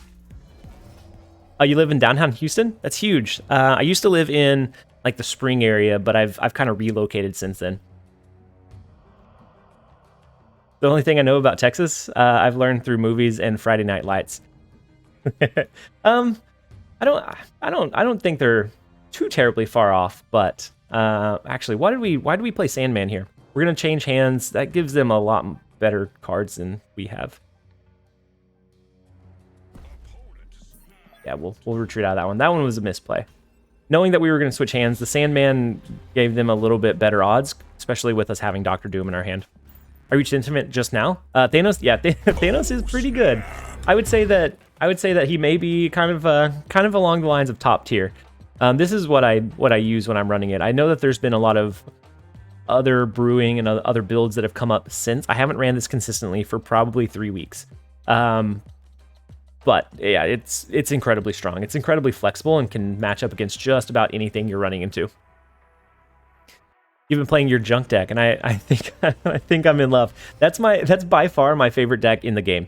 Is that junk deck? So the Titania into Goblin on 4 is by far my favorite combo. I feel like I drift towards playing junk every single stream. I'll play it for a couple of games here. Texas only steers and oh, never mind. That quote is no longer okay. Yeah, yeah, probably not okay. Been running Wave instead of Blue Marvel and Thanos. Yeah, so that's the the Lambie version. I haven't tried Thanos since Lambie, or since that version came out. So I would be interested to check it out for a little bit. Yeah, the Titania into Goblin is so much fun. If they have at least 2 cards in that lane, then you're guaranteed, if they don't cap it out, you're guaranteed to get at least the Goblin or Goblin and Titania on that side on that one turn, which is always so satisfying to do. We're gonna ramp into our... They played Sunspot and Nightcrawler. They could be running some kind of zoo deck. Depending on what they play here, we may play Sandman. We may play something like Claw into Hala. It just really depends on what we see. I'm running the same deck while you're running it, because I can. So far, I'm going 5-1. Yeah, this deck is very, very fundamentally sound, and so I would recommend this deck. It's one that I didn't create. It was created by the podcast creators, one of them on the Snap Judgments podcast, and I asked him if I could run it for a while because it's very consistent. It's very flexible, and I like that in a deck. I like being able to have multiple play lines and not just like one set path. Are you playing junk deck after this? Yeah, I'll load up the junk deck a couple times after this. Lambie Series TVs like the Wave instead of a Koye, but I struggled with it since it always blocks my stones.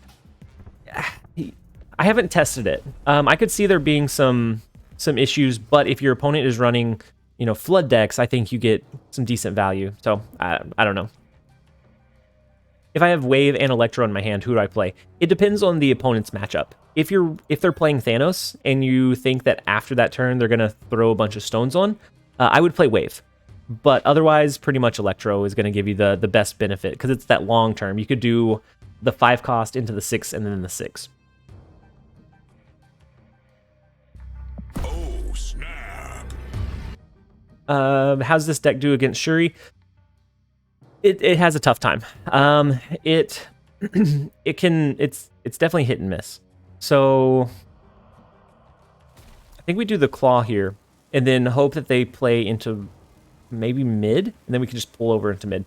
So with the Shuri, you have to get lucky with like an arrow, or Magneto, or your win conditions to block either a Taskmaster or an Arnim Zola. Thank you guys so much for the follows. We actually just broke over that 2,000 barrier, so I appreciate it. I appreciate you guys being here and dropping the follows. For anybody that I didn't call out, I apologize, but I do appreciate the support so very much. Each and every one of you are so greatly appreciated. So they skipped and let their Sunspot absorb. We have Electro, we have Sandman down. They can only play 1 card. All we have to do is arrow to the left, right? Oh, wait, we can't. But they can only play 1 card. Does our 12 beat theirs? Or our 7? Do we just pull over into mid? I don't know. We're gonna pull over into mid. And then we still have a few more. We have Moonfire Spammer, we have Loiny, we have Paka, and Cryptic, and several others. Thank you all so much for the follows, by the way. So we do get the retreat out of them. An arrow to the left would have been better, but we were blocked by our own Ebony Maw. Yeah, it's 50. Yeah, you have to calculate the scenarios before. Yeah. Yeah, you can never tell for sure. If it's the one running the like armor and Cosmo, you can get a little bit more information out of that one. But the Electro Ramp, it does okay against Shuri, but it really, you're going to need a couple of really precise cards to be able to make it happen. Otherwise, you just can't quite keep up. Yeah, the task plus 1 drop, if you have Sandman on the board, isn't as much of an issue, but if you didn't, then you have to account for that too. Is there an updated Google Sheet checklist with the series changes? Not from my side. Some of the other creators might have one that's available, but I don't have one from my end. I just Odin my arrow. That is one of the most satisfying combos with the Electro Ramp deck that we were running, is the arrow into an Odin to follow up on it whenever you have the lead in the other 2 lanes. It's devastating. So we switched over to the junk deck. Let's see if we can get a few more cheeky wins. I really enjoy this one because you can force the opponent into not being able to play their cards. But with really any junk deck, you have to snap pretty early because a lot of times it's going to very blatantly let the opponent know exactly how strong their chances are against you. I feel like the junk archetype is the most entertaining. I have the most fun with it. It fits my playstyle really well. There are certain times in the meta where it's just not viable. So Death Wave, when that's strong, you definitely you lose so much potency in like the rocks and just Titania, Demon, those sorts of cards, that it's not worth running. But otherwise, it does pretty well in most situations. You just got Polaris, been wanting to try junk, but trying to climb, and I'm not sure this is the climbing deck. So I went from, I think it was 80 to 95 with this deck. What brought it home for me was the She-Hulk Infinite, like the Dirty 30 combo, where you can drop so much power on the last turn. But I used this one for the primary, like the bulk of my climb this season.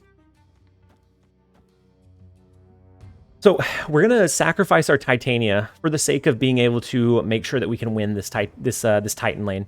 So we can do both. Next turn we can do something like a Doc Ock. If we pull into any big resources, then we'll go ahead and we'll Shang-Chi, and that should be enough to win it for us. The Dirty 30. I have a video covering, so let me grab the snap.fan link for the deck that I created, or for that one. You might change out in the list. It's going to have Carnage. You might change out Carnage for Titania. I think that offers a little bit more flexibility. But otherwise, if you're running into Sandman now, that's you're not able to win against Sandman.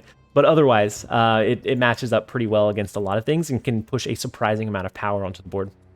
So the Shuri here, I mean, they probably play into Sokovia this turn, right? We're going to force them into having this one capped out. All we have to do is have... actually, we would need to draw into... what? Like our Black Widow? Not great. Not great, but we'll try it. We could also try and pull into Sokovia, knowing that we might get their like Taskmaster or their Arnim Zola. Oh no, the Cosmo is big. This is enough, right? This triggers our Mojo. This triggers us over that Captain Marvel power level. But if they have an arrow, we still lose. We lose to arrow every single time here. And that's the problem we always find ourselves in. An arrow here would actually absolutely bring it home. With cards like Captain Marvel and Cosmo, maybe they do. This looks like maybe more of a tech-heavy Shuri deck. But we'll see. Is it on YouTube? Yeah, so it's on YouTube. If you follow the snap.fan link, there's a link to the YouTube video there as well. That way you can just grab both. I think I would try Titania over Carnage. Carnage is really good for clearing up space, but with Arrow being as common as she is right now, you don't necessarily want to do that. You don't want to do that in all games. And so with Titania, that's another target for you to double down to be able to flood even more onto the board on the last turn. So Titania, if I made the swap, I'd either use her if I could guarantee that it was going to cap out the opponent's lane, or as a turn 6 drop, but I wouldn't use it as like a tempo drop on turn 1. You have the list for your Thanos, not seeing it on snap.fan. I ran one, but I don't have my current one. Actually, it doesn't take very long. I'll throw it into one real quick. And this one I actually got from another streamer. They beat me with it on in one of the Black Claws tournaments that I played in. And they humbled my Sauron Shuri deck. And from there I decided to build it and test it out. And that was before Thanos became like all over the place. And so it was a little bit like he was ahead of the curve on it for sure.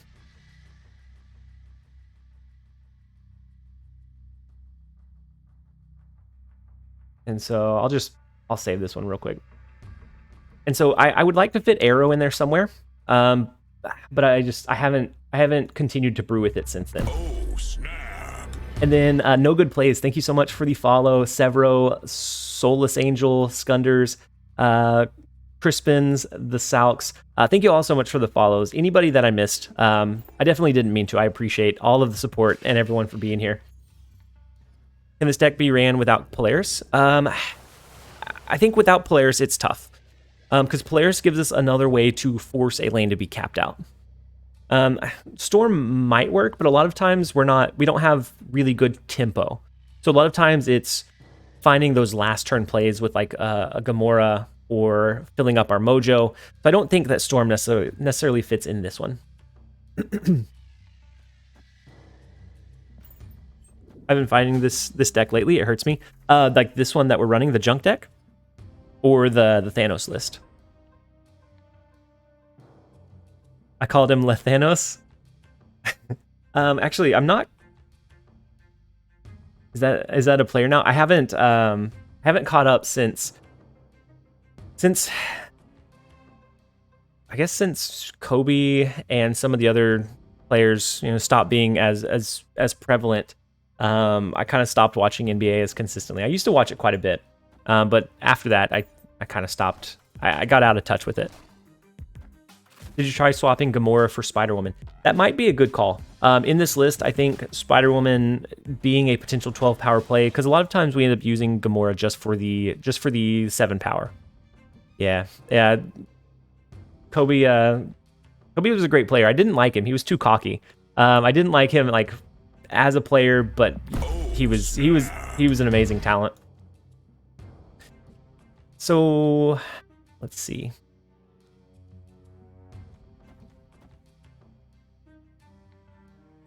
I think we cap out mid. We do Titania and Polaris. That's going to either send Titania their way. It's going to pull a card over. And then from there, we just have to like plug in our mojo and we should be able to find the win. Yeah, the Spider-Woman sounds pretty good in here. She got buffed by 1 power.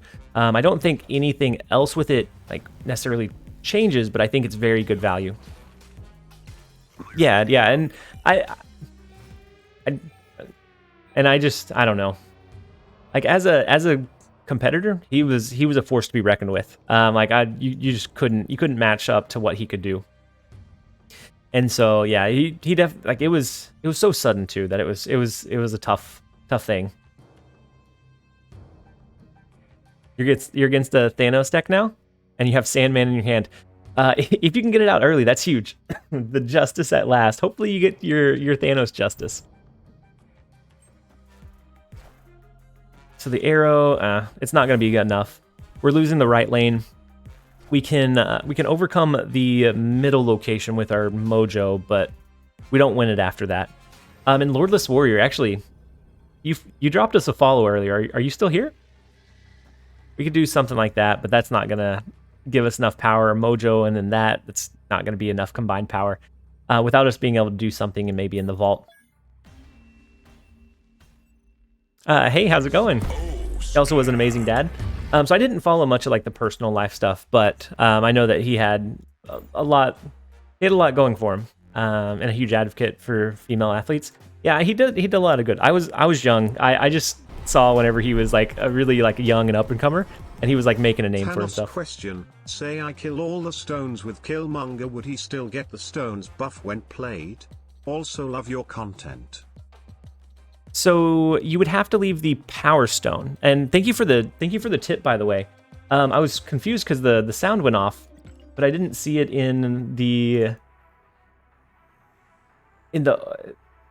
didn't see it in the screen anywhere. So thank you for the tip. Just to make sure that I got the message complete, and I was able to capture all of it. So Thanos, if you kill the stones, the Power Stone is the only one that buffs Thanos, and so because it has an ongoing ability, so you have to keep that one on the board. Otherwise, otherwise they're able to be killed. So you're able to do some kind of like Death Wave style decks with it, and I've seen some people have some decent success doing like a Killmonger Death Wave based Thanos build that has some pretty good potential. Unfortunately, we don't get the extra energy because we played Sunspot. Well, we might as well lean, I guess, further into it. We'll play Mojo. We can do Debris on turn 3. We can eventually do a Doc Ock into middle. That should be easy to cap out. I've seen people running Scorpion in this too. In the junk build, I think Scorpion does decent, but I don't know what I would replace. I guess the most cuttable card would be Black Widow. But even that, I like having that extra body on the board for the opponent, or the extra good target for our Viper. But I don't think it would be necessarily a bad call. You got the 8 cubes from the Thanos. I'm so glad that you're enjoying the the ramp deck, Hank. I know, it's a Medusa. This has to be a bot. Not only just a Medusa, but like a Medusa with a decent variant as well. Yeah, the Widow in this feels good. We don't have great cards here. We do have the Gamora to try to capitalize, but we were -3 on our hood. Yeah, I guess if they don't have Titania, that's a good... I've seen both Ant-Man and Scorpion instead of Titania. I think we lose to the Medusa, which feels awful. We're gonna stay for a minute, but I do think we lose to the Medusa play. Medusa and Electra seem like cards run almost exclusively by bots. Yeah. Pull 1 players when you have a limited collection. Yeah, they run it quite a bit because they're good tech cards at that point. But after that, they're just not able to keep up in most scenarios. I'm Titania and Polaris short of this list. Stormlock. Hopefully you pull them soon. This is by far my favorite list in the game right now. If we did this, next turn we could do Demon and Gamora and try and outpace them here. Or we could split the two. Do you have a video on this deck? I do. I actually have 2. Let me grab the link for you. I don't know if the link right now would be good for you or not. But I'll send you the link anyways. If you want to queue it up, you can check it out either now or later. But that's the most recent video I did over this build. And then thank you guys so much for the follows, by the way. I saw a couple more come through. It's Omicron, Boy, Pretty Okay, The No Good Plays, It's Guest Gaming. Thank you guys all so much for the follows and for the support. And then Ball and Squirrel, we play all the time, Ball and Squirrel. Welcome, I'm glad to have you here. Hopefully you're having a fantastic day. Loot Muncher comes in with a follow as well. Thank you so much. PV Monkey, Adrian. I don't know where all these came from, but thank you guys for being here. I hope that you guys are having a fantastic day. I'm glad to see you guys. So the Shang-Chi pull was really unfortunate. Oh, snap. You just unlocked Darkhawk? That's huge. And then Ezotop, Uninspired, Etaw, Dimps. Thank you all so much for the follows. I didn't know you were on Twitch. It is something that happened pretty recently, so it's not something I've done for quite a while. It's been something I've wanted to do, but just never... It's daunting to move from streaming on YouTube to streaming here, knowing that the viewer base was built into YouTube already. But it's something that I definitely wanted to do. I'm sorry for all the snap flooding you guys. I appreciate all the follows. And then Ball and Squirrel, you said, yeah, we do. I thought you were primarily on YouTube. Yeah, so I used to be. All my videos are still going to be on YouTube daily, but I want to do some streams over here. I think there's definite bot-like behavior from Hellery. I think there's a lot of good like functionality from Twitch that's not available on YouTube, and then in that same kind of realm, I don't have to worry about my streams hurting the potential push of the videos. So it's a lot easier to just launch a stream whenever I feel like it, rather than trying to time it. And so I've really enjoyed switching over to Twitch so far. The welcome has been insane. We had Kraken with the gifted. We had Kraken with the 10 gifted today. We had you can't buy you beers at YouTube. No, we can't. We can't buy me beers at YouTube Con. I guess I still have the YouTube videos, just not the streams. And then we had a lot of Prime subs come this way from people that transitioned over. So the transition has been an insanely positive one. Lordless Warrior, good game a few games back. Had an advantage since I saw you were playing Junk Deck earlier. Yeah, that was a really good game. I think I called out in chat to see if you were still here because I saw your follow come through. But no, it was definitely a good game either way. Hey, welcome. It took you long enough. DDZ, thank you so much for the tier 1 sub. Very, very much appreciated. That brings us up to 35 for the day. The support has been incredible, you guys. So I think we have to flood as much as we can. We're going to play probably Titania on the last... we could play Titania now. Hope it's easier to monetize here. You deserve it. So I don't know that it's easier to monetize, but hey, I think... welcome. It took you long enough. And then Etaw, thank you so much for using your free Prime sub for the month on me. I appreciate it. Welcome to the team. I'm glad to have you. I don't know that it's easier to monetize, but I think there's some like cool things like the Prime subs that allow people that may not have been able to support the content otherwise to be able to support. And I like that, and I like just the overall community. It seems like it's a lot easier to help build up and support your other creators on the platform here rather than on YouTube. YouTube, it feels like I'm streaming to a silo, but here it feels like there's a lot of ways to support your other common creators, whether that be in raids or just kind of jumping into the chat, giving different shout outs. I feel like there's a lot closer knit community here on Twitch for streams anyways. This one's going to be a retreat. We could do the debris and the Titania. Maybe it's not a retreat. Yeah, it's probably a retreat, right? I don't want it to be. We'll see it play out. We should retreat in this one, but we're not going to. Hey, welcome. And then, it took you long enough. Extras Pins, thank you. No, it's okay.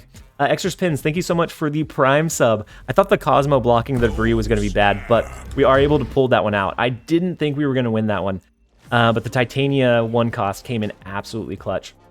Thank you so much, Extras Pins, for the Prime sub and using your monthly free sub from being an Amazon Prime member on me. I appreciate it. That brings us up to 37. Have you tried to use Restream? I did, Wolver. My internet's not quite good enough to do the Restream, and so it ended up being a bad experience on both platforms. And so it went from like one decently quality stream to like a laggy experience for everybody. So I had to choose between one or the other, unfortunately. Up a full rank using this deck. Thank you so much for the deck list and advice. Anytime, man. I'm glad that it's working for you. Depending on like your pocket meta, what you really enjoy, sometimes what works for somebody is not going to work for someone else. So I always like to hear that it's working well, because you hear a lot of times when a deck is not good. You don't hear as often when something is helpful or helped you climb. So I'm glad that it's working out for you. And then Tainted, you said, hey, I just unlocked Null from a reserve. That's awesome. Any decks or cards I should be looking at to start using him? You don't have Death, Galactus, or Venom. So Null is a tricky one. I think with Nimrod coming next month, I think Null becomes a little bit more flexible with like Arnim Zola and some kind of like cheeky play lines there. But I think without that, I haven't experimented much with Null. I think there's definitely a way to build it. I just don't know exactly what that is. So I've only tried it in like a negative deck, which that's really gimmicky, or in a Galactus deck. Outside of that, it doesn't feel like it's consistent enough. Most of the time, you have to build your deck really around enabling him, and so then if you don't draw him, it feels like a hard loss. And there might be others that have explored the potential more. I haven't dug too deep into him. And then Extras, let's go. Love your YouTube videos. I'm glad that you found the channel and that you're enjoying the content. As a creator, that's honestly all that I could ask for. It feels bad. Only Series 3 card I'm missing is She-Hulk. She-Hulk's a pretty good one. She enables quite a bit of like flexibility, but I don't think she's like I don't think you have to have her to be able to be successful either. Really looking forward to the day that that Black Bolt becomes viable. Yeah, stature helps. Once stature is a little bit more attainable, I think we'll see a lot more Black Bolt. Stature is just really solid value, especially with this strong last turn arrow plays. So I like stature a lot. I haven't played with her a whole lot because a lot of times I limit my brewing and deck creation to more accessible lists, except for right when a card comes out. But I do think she has a lot of merit and a lot of strengths that she brings to the table. Yeah, Moon Girl into stature is really good too. I think we're gonna Polaris and Demon. We can cap out this left lane, make sure that this one is 1. Maybe we end up going Doc Ock mid. It really depends on what they play. And maybe we should have snapped ahead of time on that. Carnage clearing up that lane is kind of big. It gives them 4 extra power into that left lane. So it looks like more of a Sarah tech deck. So we would have to look out for like a Shang-Chi, potentially an Arrow. But right now we're winning in the right lane. So if we can force ourselves to winning in this lane, or maybe we try to dodge the Shang-Chi with a Doc Ock. I think that's their best bet. After that, we could go like Mojo and Black Widow over here if that's going to be enough to win mid or right already. Yeah, the Doc Ock pulling Shang-Chi, it feels like it is a guaranteed pull. Every time you drop Doc Ock, that's how that's how it's programmed.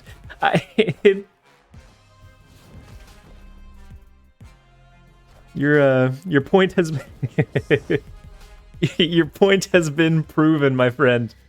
That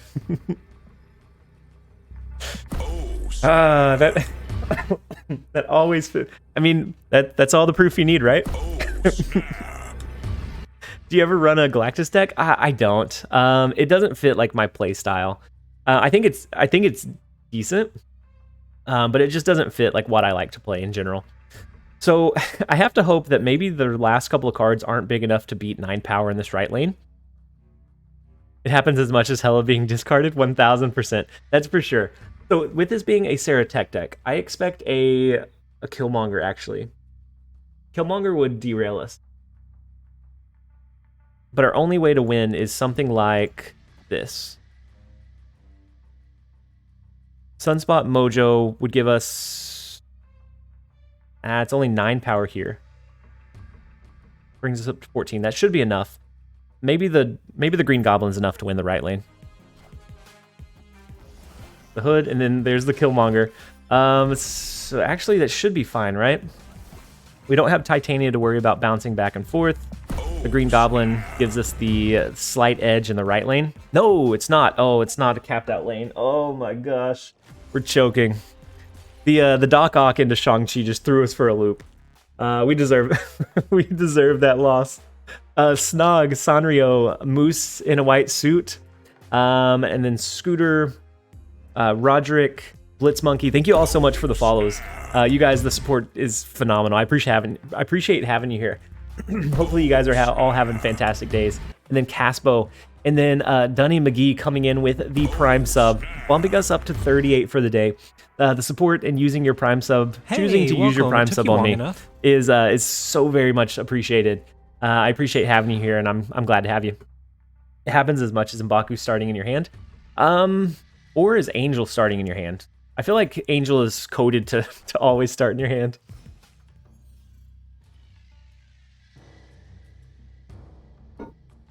Do you like playing Thanos? I do. I think Bane won. Welcome to Twitch. Thank you so much, Bane. The transition over has been such a seamless one. I was really worried about it. It's something I really went back and forth on and wasn't sure it was the right call. But it has been the support has been insane, and so it has been a truly. It's been a very positive experience all the way around. And so I'm glad to be over here on Twitch. I'm glad to see you here as well. I'm guessing you watch more on Twitch than on YouTube, right? A lot of people seem to do that. I think Twitch is just the preferred platform for streaming. At least for me, it is. Glad to be here. Love the YouTube content. Thank you so much, Dunny. I'm glad that you enjoyed the YouTube content. Hopefully you enjoy the streams as well. It took you long enough. It did take me long enough to make the decision. I even dabbled and thought about it a little bit for a little while and was back and forth, and I'm glad that I finally made the change. So they run a Mr. Fantastic. We're gonna be able to play Debris into Morag. They won't be able to push anything else here unless they can have a way to clear up one of these two lanes. So we're gonna preemptively snap into it, knowing that both their left and right lanes are gonna be Debris mid here is brutal. It does cap out our left lane, so we're in a tough spot there. And then their Sunspot just soaks every single turn, right?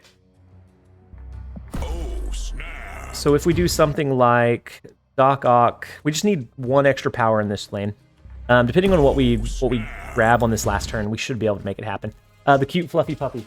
Did she make an appearance? I heard her walking around. And then the other one is.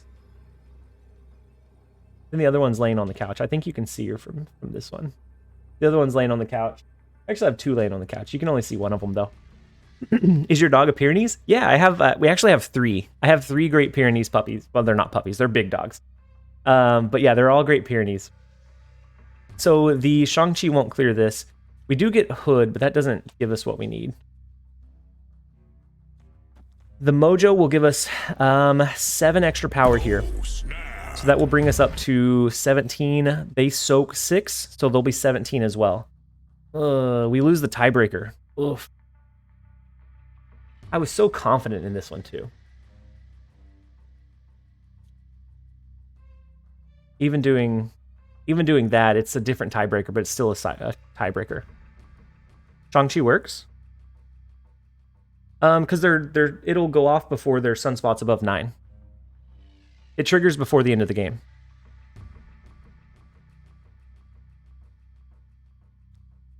It will trigger before he soaks, guys. Right? I'm not crazy. I'm not crazy, right? I'm gonna send it. Because it's the end of the game, not the end of the turn. No, or it's the... Don't send... Okay. Okay, we're good.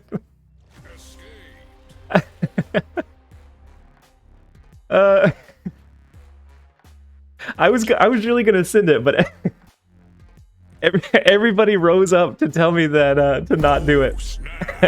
So it's after the turn that it soaks. Just solo Mojo, right? So just solo Mojo would have won us the right lane, but we'd still be tied in Morag. Was the issue? Did they retreat too? So Mojo would be here. We would win this one by what, 1? So we lose this one by 4 still. Rule number 1 on Twitch: don't listen to the chat. That's oh, that one was. I was gonna send it too. Godlike, Lark, Julio, Black Wolf, Canon, Full-Time Robert, Rithorian, Professor Bloke, Games, Luthariel. Thank you guys so much for the follows, by the way. Chat plays Snap. They were playing it on the next level. Yeah, our Sunspot, we could have won. So we could have won right. But had we played both, wait, we might. Yeah, you may be right, Ball and Squirrel. So just playing Mojo would only be 2 energy. Our Sunspot would have soaked 4, so we would have won that right lane by 4. We lost the left by 5. I think we would have lost by 1. It was really, really close. And then XX Julio, nice stream, feels good, man. Thank you for being here. I'm glad to have you. Hopefully you continue to enjoy it. so that I can continue to do this, because I really do enjoy doing this as much as I possibly can. Godlike, love your YouTube content. Glad you're on Twitch now. I'm glad that I made the switch as well. It was very daunting. It was something that I wanted to do for a while, but it probably shouldn't have been scary, but it was very scary to do, because we already had the established like viewership, and so I don't know, making the transition and having people actually jump over felt like a big feat. I'm glad we finally did it, and it's been really positive so far. But it was definitely a scary jump. Always play rock. Nothing beats the rock. So we do debris sunspot, right? We save our demon to use on the last turn with our Gamora, if we end up waiting to the last turn. We cap out the right lane. They might cycle here, but if not, then we cap this one out. And then we can pretty easily force the Mojo, the max in Mojo World. The Space Stone is big. Oh, into the Thanos. We have the Shang-Chi that, with his recent buff, we can actually Shang-Chi him still. But we want to wait at least one turn to see where he goes.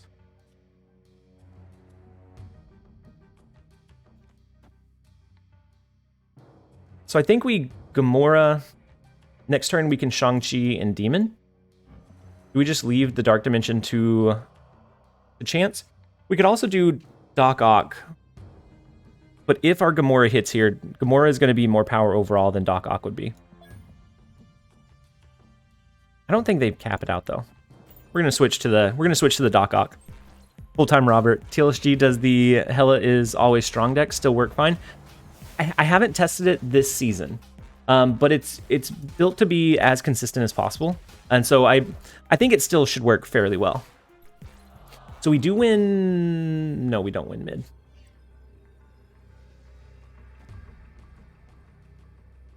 We can't Shang-Chi because of the leech, unfortunately. The 7-8 power here maybe could do it. We have to waste our demon in the right lane to overcome the Mojo World. I guess an arrow here beats us. An arrow to the left would beat us every time. Yeah, I have to have that running commentary every single game of, does this play lose to arrow? And so if it's for very many cubes, or if I'm afraid of losing that matchup, yeah. So yeah, arrow works in Dark Dimension. She waits until the game or turn technically ends, and then she pulls. Mojo Shang-Chi.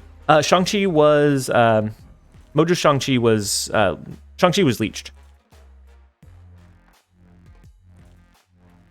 I don't have arrow, so every deck I have is weaker. Arrow has really found her spotlight. She functions really, really well right now.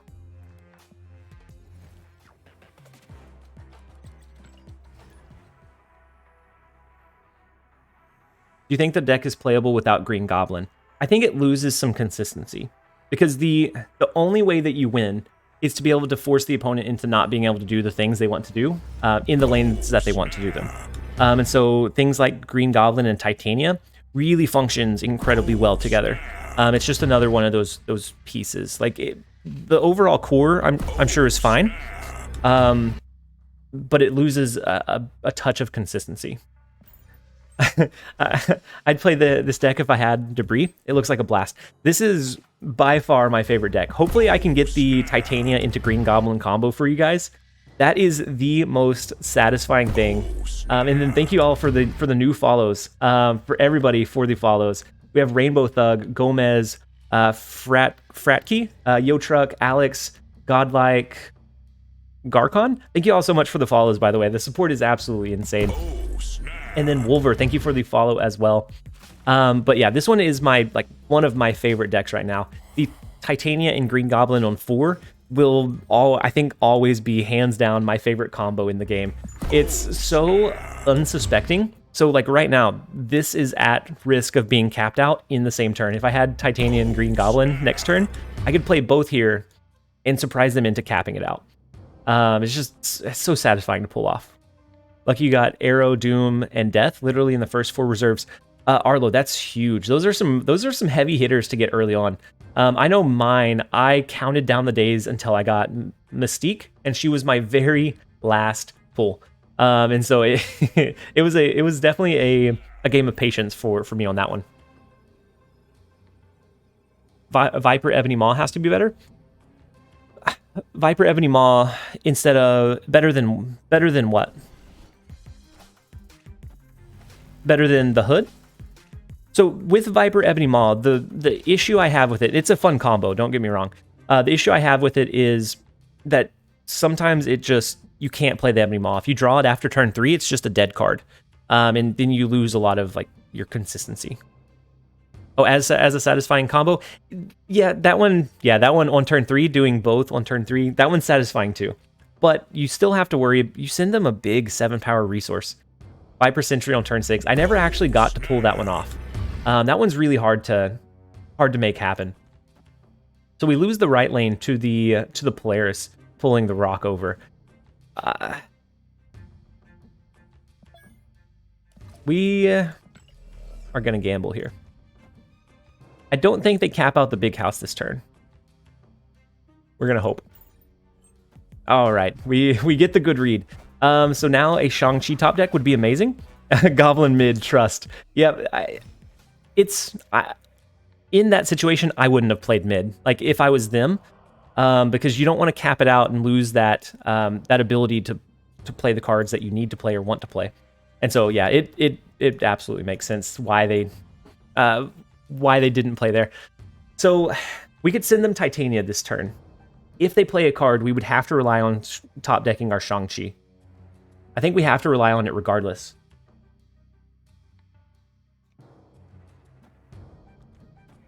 I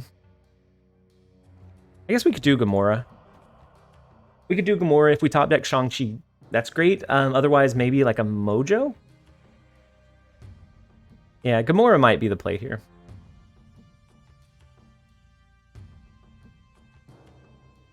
It could be Arrow too. Hey, Blitz welcome. Monkey. It took you long enough. Subscribe for 6 months at tier 1. Blitz Monkey, the support is huge. Thank you so much for for subscribing for 6 months in advance. That is a lot of faith in me, my friend. I appreciate it. I'm glad to have you here. Hopefully you're having a fantastic day. So they're gonna do a double. We're gonna do 40 power here in the She-Hulk and the Taskmaster. We never beat 40 power. They wanted to lose initiative, which was a good play on their end. How much longer do you think you'll be streaming? How long have we been live? We've been live for about 3 hours and 19 minutes. Probably another 45 minutes or so. Really depends on if anything from work comes up. I've been lucky and been able to dodge most of it. But I'm thinking another 45 minutes or an hour-ish. Around 4 would be when I needed to end for sure. So we could try the Polaris to pull one of their cards over. We could hope that... Oh, no. Even just pulling one of their power wouldn't do it.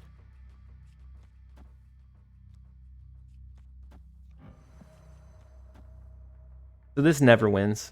The Infinite's 40 power, or the She-Hulk and Taskmaster's 40 power as well. And since we have initiative, we potentially send them to the Titania. This one's not a winner. This one's definitely not a winner.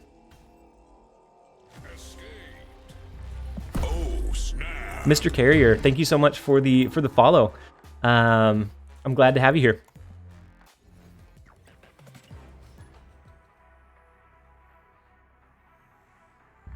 Oh, snap. And then Katie for 34735. Thank you so much for the follow as well.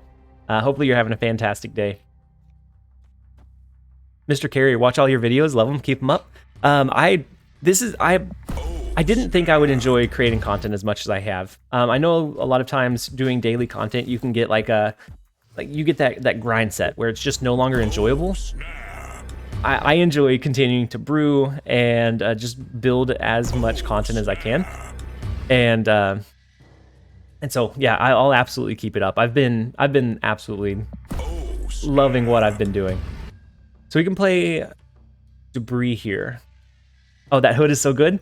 Yeah, we got the black and white hood. We're gonna keep it at a gray border because then it gives us the demon. It's so sleek. Then we have the inkified Shang-Chi as well. We should be close to getting the Black Widow inkified as well.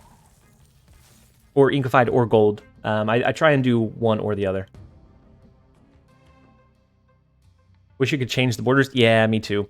Because now I can't upgrade. I can't upgrade this hood anymore because the borders are kind of set in stone.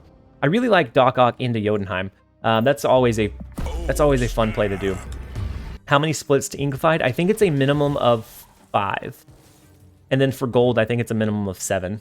So it's random. Oh, it's a minimum of 4. A minimum of 4, and then either 6 or 7 for potential gold.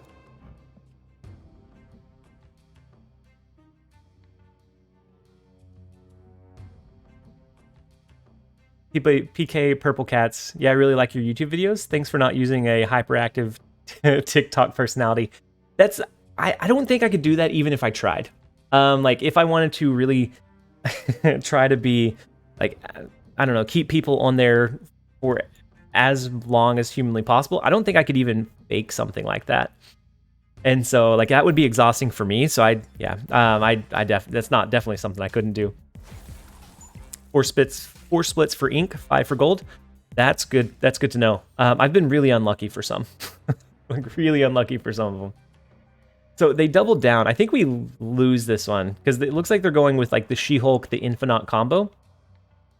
And so we could hide like a Shang-Chi behind this card, but I think we lose. We're gonna pull into mid. We're gonna be bold. We're gonna pull into mid. Hope that we get some of their key resources. Oh, the Hawk is strong, but not strong enough to be hit with our Shang-Chi, unfortunately. 10% chance only, though. That makes sense. And then Cass and A Fabi and then Dad Jams and everyone else that I missed. Thank you guys so much for the follows. We're up like 300 followers since I launched the stream. You guys are, the support has been massive. I appreciate each and every one of you guys. So they're gonna lose 4 in mid. They go down to -2. We lose 2, so we go down to 4. I think we can just... Do we ever do something like Green Goblin and Polaris, or do we do Green Goblin and just Titania? Because if we lose here, they flip first. I think we have enough advantage that we would win the right lane. Oh, snap. And then first time seeing you stream. Love your videos. This is a recent change. I used to stream on like exclusively on YouTube, but it's been a change that I've wanted.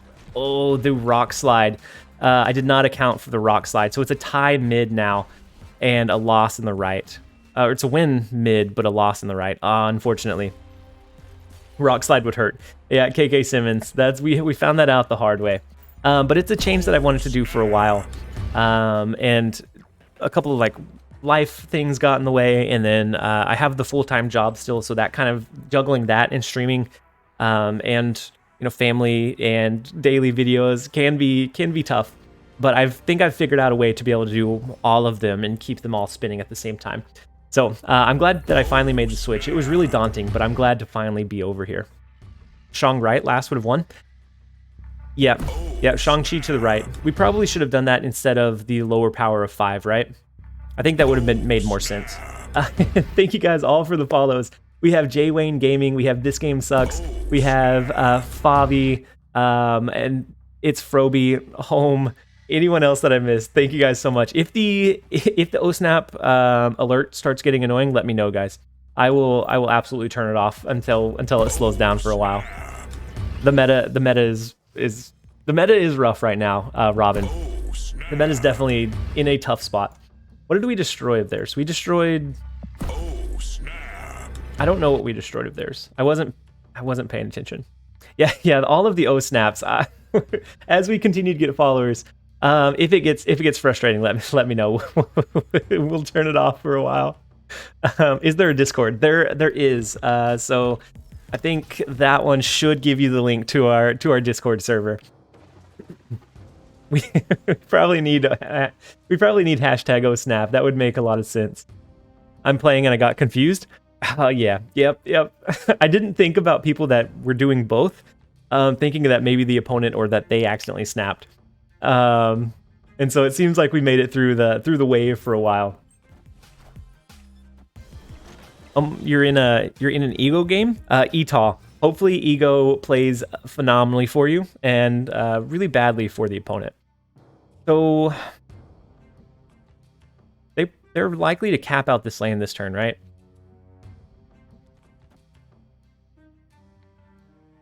I wonder if we Viper and then we send them Titania maybe. To cap out their lane, we can recall it at the end of the game. Snap and pray. Yeah, yeah. With all the snaps going on, we probably needed to snap. I was just in an Ego game against a Galactus player. It was funny to watch unfold in my favor. Yeah, there's certain decks that I think Ego just realistically can pilot better. Unfortunately, Galactus is not going to be one of them. Same thing with like this one. I don't think they would navigate this one exceptionally well. So we're going to send them Titania. We're going to pull a card over with Polaris. So we're going to make sure that the throne room is capped out. We have enough space to recall Titania whenever we need to. We have our Shang-Chi to use on their She-Hulk. So they would only have 4 power here. We should be able to gain the advantage that way as well. But I think we're in a decent spot. Ego just Shang-Chi 2 Hulks. That is massive ETAW. The Destroyer is not what I was expecting. It's a big Destroyer. A Destroyer of Dreams is what he is. We have our Shang-Chi. That's about as far as our hope goes. Will people still run Destroyer? I think he got it from the raft. Oh, snap. Yeah, it's the it's that raft difference. So we can do Shang-Chi. They have initiative though. And they pull over to the right every single time. This is a Thanos deck. They probably have the arrow. The arrow to the left would be a little bit risky. Arrow to the right would be more guaranteed. Hey, welcome. It took you long enough. And then Magic 88 Cube, thank you so much for using your Prime sub to help support me in the content. It's very much appreciated. If you guys have one laying around, they are always appreciated here. That is the currency that never goes to waste in my stream. That brings us up to 40 for the day. Yeah, arrow left is a 100% win. Oh, snap. Arrow to the left wouldn't be a 100% win because we cap this side out with the mojo. To the right would be because it forces all of our cards over there. Yeah. Okay, to the right. Yeah, I agree there. We're gonna send this one. We probably lose to the arrow. The Thanos, we lose to that too, but still a little more interesting than the arrow. Unfortunately, that was a really good raft card that they got. And then Yudo, you said followed you last month after the Shuri plus leader list you showcased, which was kind of fun to play as people were not playing around it at all. Yeah. It's not working anymore, but thank you for your content and your positivity. That's what I find with a lot of decks that run really, really well, is that when they are unexpected, that's when you have this really small window to just capitalize on them and really gain as much cubes as you possibly can. And once people start figuring out how to play around it, it gets a lot harder to climb. But I try to always come up with unique ways to make the builds, and so I'm glad that you found that one useful, and hopefully you find some of the other ones moving forward useful as well. Okay, Dad. Have a good weekend, everyone. Enjoy the rest of the stream, TLSG. Got to finish up work. Hopefully, have a good, quick rest of your workday, Dad. Hashtag deck. I didn't add. Here, I can get you the snap.fan link. I didn't add the untapped bot just yet. I need to jump in and do that. I have the snap.fan link. I did a video on it earlier today, and so if you want to see like a more structured version. That's the snap.fan link for the current deck that we're running. And then from there, you could explore and navigate. Wait, is that your actual dad? It's not. It's just someone in the chat. Their name is Dad. But just like my own dad, they did say I need to invest some YouTube money in a comb. So there's some similarities. How does Sauron interact with Electro? It removes all of the text. So similar to like Ebony Maw, where you can play it after the fact, it removes both the on reveal and the ongoing, unfortunately. Otherwise, that'd be kind of cool to be able to try and slot him into like a ramp deck. But yeah, it doesn't work as well as we would have liked. What kind of deck are they? We don't know what kind of deck they're running. I'm going to run the Electro so we have the sustained extra energy each turn. Next turn we can do Claw. Maybe from there we do either Arrow Odin, Magneto Odin, or if we draw into our Doctor Doom, we could go that playline as well. Snogger, you said, I guess it kind of depends. Sometimes the raw power is just so insane, like Shuri, that it just becomes an absolute 2-cube machine. Yeah. Yeah, that's very true. Once it becomes common, like Shuri, she can still powerhouse through just about anything. Because whenever I'm building a deck, I have to think, there's not very many decks that I compare it to, and I'm like, can this beat this particular deck? Shuri is one that I always have to keep in mind whenever I'm building something. So we have the Doom into Odin, which is going to be really good value for us. After this turn, the Starlight Citadel or Muir Island is going to change, though. I think we still play Claw mid. Next turn, we can do Doctor Doom wherever the Muir Island switches to. And I think we have some decent strengths going into that last turn. Get your haircut, you hippie. I have been needing to get a haircut for a while, but I want to do it when my daughter is home, so that she can kind of like see it. So it's not like an abrupt, like, who is this strange man that no longer has hair that's in my house?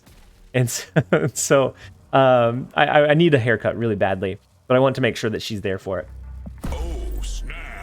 All you have to do is put an arrow, and then your deck can beat Shuri. Some versions it can, but the ones that run like Cosmo and a couple of other play lines, it still comes down to a coin flip or a read, and so then you lose some of that potency. How many kids do you have? How old? You have 2. I have 2. One is almost 11, and then one is almost 2. And so she's the one that I want to make sure knows exactly what's going on with the haircut. So they played Wave here. How does Wave fit into the Thor armor and all of this other stuff? I think we win this one, but I don't know exactly what their like end game is in this deck. We'll see. I mean, we'll see what it is, but I am a little bit confused. And then Slacker Bear, Stitze, Just Sin, Wolvenom, Zero, and anyone else that I missed with your follows. Thank you guys so much for the follows. The support is very, very much appreciated. Wave into She-Hulk in a 6-drop. Yeah, that could have been the playline. I'm glad they didn't. I'm glad they didn't. We were able to pull out the win because of that, but I went from a beard to clean shaven with all my kids when they were super young. I did that when she was really young, and she had no reaction. Like, didn't miss a beat, didn't like pause or second glance. It was just like a normal everyday day. But I think with the hair, it's going to be quite a bit bigger of a transition, maybe. And I might be wrong, but I want to make sure I don't freak her out. Tell the dad of a 2-year-old girl. She's finally sleeping through the night, which is such a blessing. For a while, she was up and down at least 3 times every single night, and that was tough. That was very tough. I was always exhausted, and so I'm glad she's sleeping a little bit better. Does your son like to play video games like his old man? He likes to play video games, but not the same ones that I do. Like he's really into Roblox and Minecraft, and not so much into like Marvel Snap or like League of Legends or Legends of Runeterra or even like Mario Kart. He doesn't really care for those as much.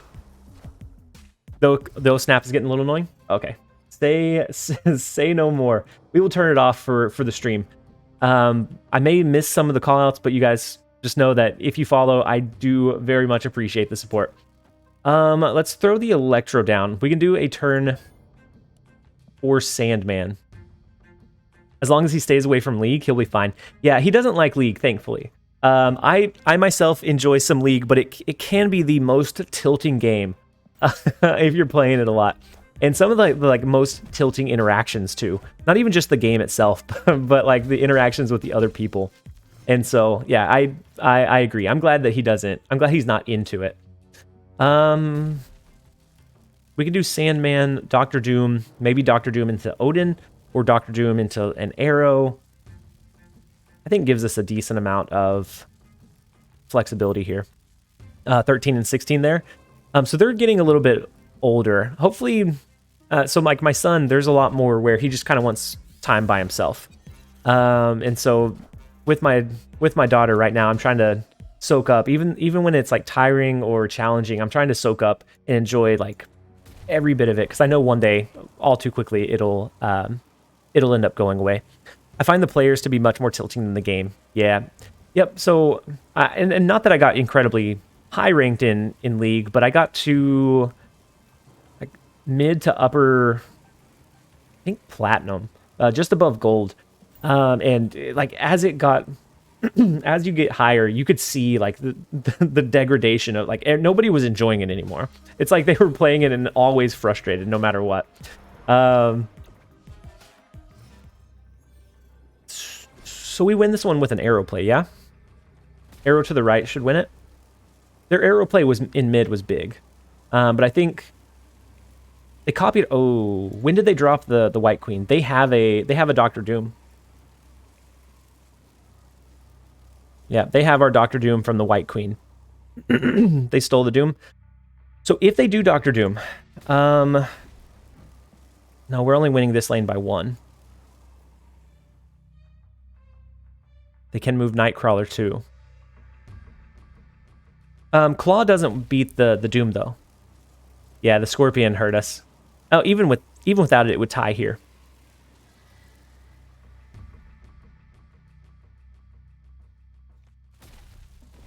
No, then we lose that one. We lose the extra swing. This one, unfortunately, is a retreat.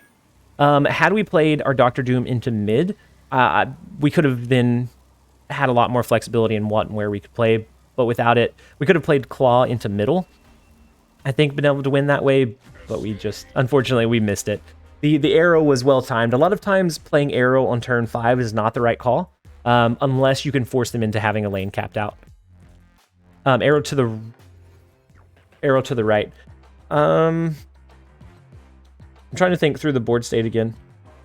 Arrow to the right would have won unless they had Doctor Doom, which they used White Queen, and so they very likely stole the Doctor Doom we had in hand. I've been using that junk deck you featured last week, and it's the most fun I've had. Lots of wins.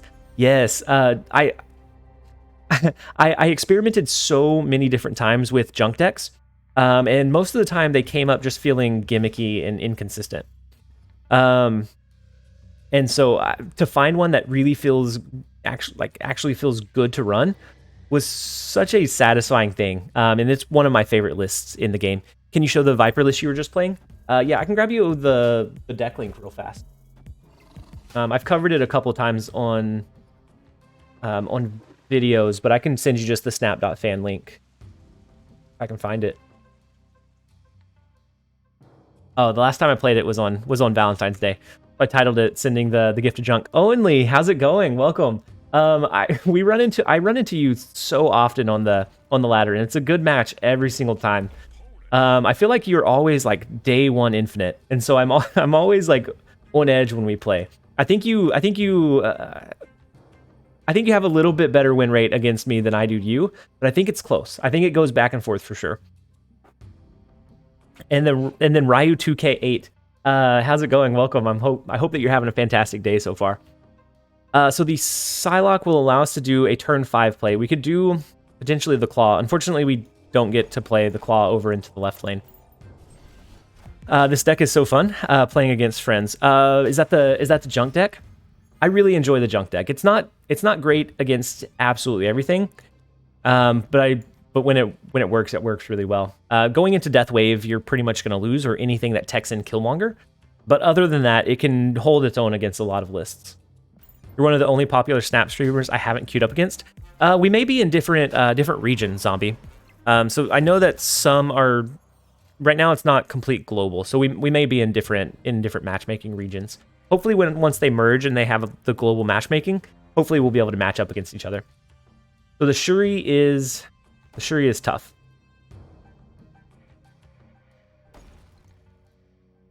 Sandman doesn't help us too much here.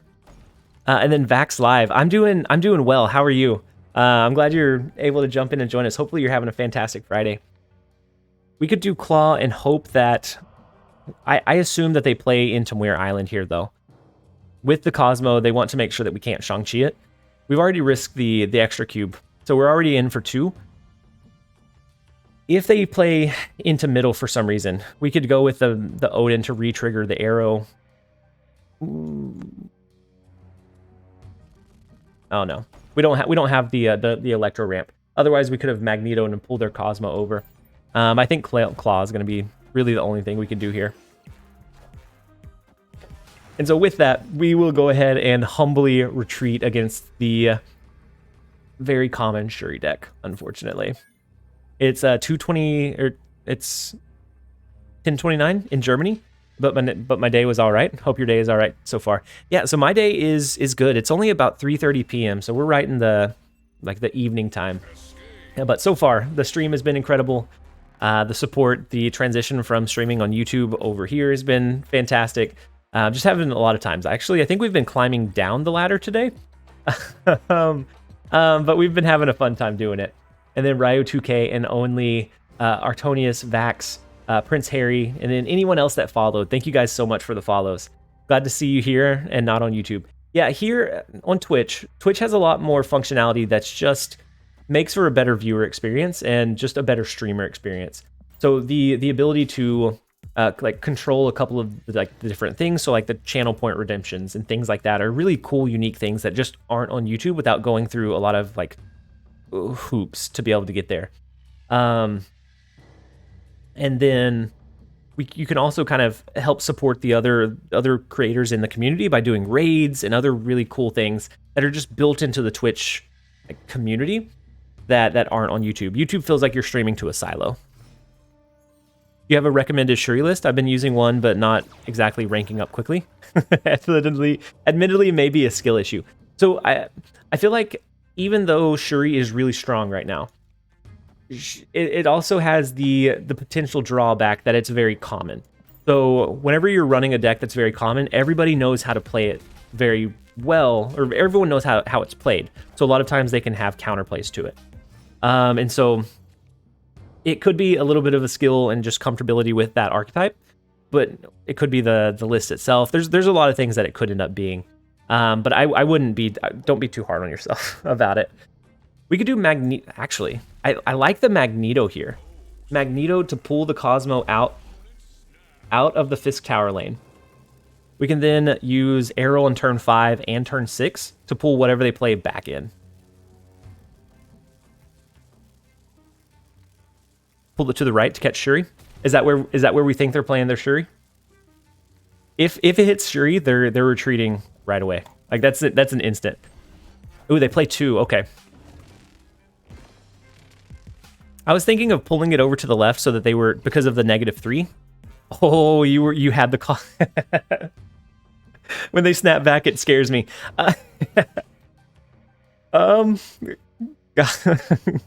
If we need a soundboard with the Star-Lord soundbite of "Got 'em." That's such a satisfying sound clip. Got the reads, baby. This win goes to you for sure. What's your IQ? They are the Uatu. They're seeing the future. Arrow into Odin left. Yeah, actually, yeah. I like that playline. I always like destroying the cards in Fisk Tower, but I think you're right. We already win here, so we can force them into not being able to win the other 2. Yeah, the got 'em would be sweet. Yep, for plays like that, just having it queued up and ready it would be really satisfying. We could have destroyed the Red Skull though, but they shouldn't be able to play more than 2 cards here. I don't think. I hope. And so the Odin to retrigger should give us the 8 cubes if they stick around. Without the Shuri going off, they may not stick around. I got Shuri 2 days ago. I climbed from 53, now you're 72, and picked up Red Skull 1 hour ago. Yes, so that's a big piece of a Shuri deck. And to answer the person that asked if I had a Shuri list that I liked, I have the Sauron version that I run, but I don't think that's the most optimal build. I think something like this. I did a video on it a while back. Ooh, they do play more than 2 cards. So we may lose the Fisk Tower lane if that's more than 8 power. No, it's not more than 8 power. All right.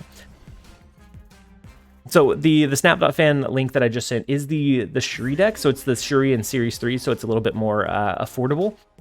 I think I would replace one of the cards with maybe a Cosmo, though. So I think Scorpion is a cut for a Cosmo in that list, but otherwise I would keep it as is. Yeah, it was bold of them to stay in, but I'm glad that they did. The Cosmo into the Magneto into the Cosmo to block Shuri was the icing on the cake. That's when that tempo swung in our direction. And then thank you guys for the follows. We have Haunted, we have Watch Resme, I'm the Kahlua, DWS, Snakebitten, Mysterion, anyone else that I may have missed. I appreciate the follows, guys. And for anyone that came over from the YouTube channel, if you have a free Prime monthly subscription laying around and you want to send it my way, you get an ad-free viewer experience here, and it's always much appreciated. It's a lot of people ask how they can support the channel. That's something that's free, that if you have it, it's appreciated, and I always appreciate having them come this way. So we're going up against Killer Monkey now. The Magneto play was next level. It was. That one wasn't my win. That one was Chat's win. That was Ekno. That was Ekno for the beautiful read on the Shuri. I think there was some lines that we maybe still could have gotten there, but that was really satisfying. That block was next level. I would have retreated. Had that happened to me, I probably would have retreated immediately. And then random player. Isn't Ebony Maw super good with 0? The deck looks nice, but I'm missing She-Hulk. So Ebony Maw is decent, but if you draw it later than turn 1, or if you have your, or if you don't have 0, so if you don't have both of them, she becomes a dead card, or he becomes a dead card. And so I don't know. Why'd we play? They played Yondu. They very likely have a Death Wave. We shouldn't have played the Ebony Maw. They very likely have a Killmonger. But here we are. Let's do the wave into, I think, a Doctor Doom. Oh wait, we can't do Doctor Doom into the big house. We can do it into Kiln, but then we limit ourselves from doing the Odin onto it. Is TLSG an acronym for something? Yeah, so that's actually the first time that that's been asked during the stream, but it does stand for something, and it's not necessarily like an individual thing. It's more of like an ideology or a mindset. So, like growing up, I wasn't like incredibly popular. I just kind of skated by. I was decently smart, but not like one of the really smart kids. But I wasn't, really good in sports. I was just, I skated by. I was a jack of all trades, but a master of none. And so like it was like at a certain point, I kind of started getting discouraged and kind of brought down by, just the heaviness that life brings you sometimes. And so there was something that really, really helped me. And it was this like group of friends that I had that we decided to kind of start meeting regularly and just talking about like the wins. So it's really easy to get overburdened by turning your wins into losses. So like, oh, I could have done this better. I gained 10 subs, but I could have gained 20. Or I did this, but someone else did better. And so this group, we started meeting pretty regularly, and it was all about, the successes and like the wins. And so we called the group the Life Success Group. And so it's kind of like an ideology that kind of stuck with me with that positivity, and it just kind of continued from there. And it's something that I kind of personified and wanted to bring with me. And so the Life Success Group. So it's not necessarily like for me in general, it's just kind of like that ideology. It actually means that live stream guy. So I like to always create a random like meaning behind it. I always like to create a random meaning behind it. I wish that was the origin story. I really do, because that one's pretty fun. But it truly means that live stream guy. Like 6 years ago, I started a channel, and I thought it'd be funny if somebody found it and was telling their friend. They were like, "Hey, have you seen that live stream guy?" And the friend is like, "Which one?" So not quite as motivational as the story that I just told. But yeah, but that one was a Chat GPT story. So I always try and create like this kind of air of mystery around it. And I thought that one was a pretty clever one. I honestly, in Chat GPT, I said, create a motivational origin story for the acronym TLSG, and that's what they were written. That was beautiful. That was a beautiful one. I really enjoyed that one. Another one that was yesterday was this one, was where I was an avid hiker. And I thought that one was pretty clever as well. And so I turned it into a command. It has made my job of creating these backstories much, much easier. But it truly means that live stream guy. So we lose this one, right? I stopped paying attention to what was going on in the game. I know that they docked into our Magneto. They have the Destroyer. They win right. If they have Shang-Chi, they win left, though.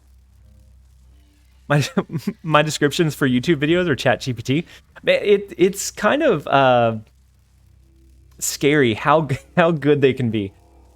I think they win with a Shang-Chi. We're gonna go ahead and let it play out though. But it's scary how quickly ChatGPT can come up with those like really intricate storylines. No, sunspots will soak energy. Ooh, we do get the win though, even against these Shang-Chi and Psylocke. That is huge. I remember that lonely sniper guy story. Yep, that one was a me. That one I created, not ChatGPT. So it's not as intricate, but it is a like a me special one. I spent an entire 8 hours teaching ChatGPT Marvel Snap. I had all the cards, etc. So you're the one that I can thank for that. So yeah, ChatGPT is wild. And I hadn't used it very much until recently. And it's just, I don't know, it's kind of scary. Like how advanced it can be and how quickly it can come up with this stuff. Maybe I need to start using that for my descriptions too, because they do better than what I can do. I remember you told one about being in this really good sniper clan. Yeah, yeah. So that lonely sniper guy, that one seems to be a favorite. So it's like. It had to do with like Call of Duty, being in the competitive Call of Duty environment, and like I took the role of the sniper, so like the scout, and it was really lonely, and I always wanted to be like in the action, and so like I always expressed that, but they kind of poked fun at it, and so I became known as that lonely sniper guy, just always out hanging back by myself while I really wanted to be in the middle of the action. That wasn't it CS:GO at first? It might have been.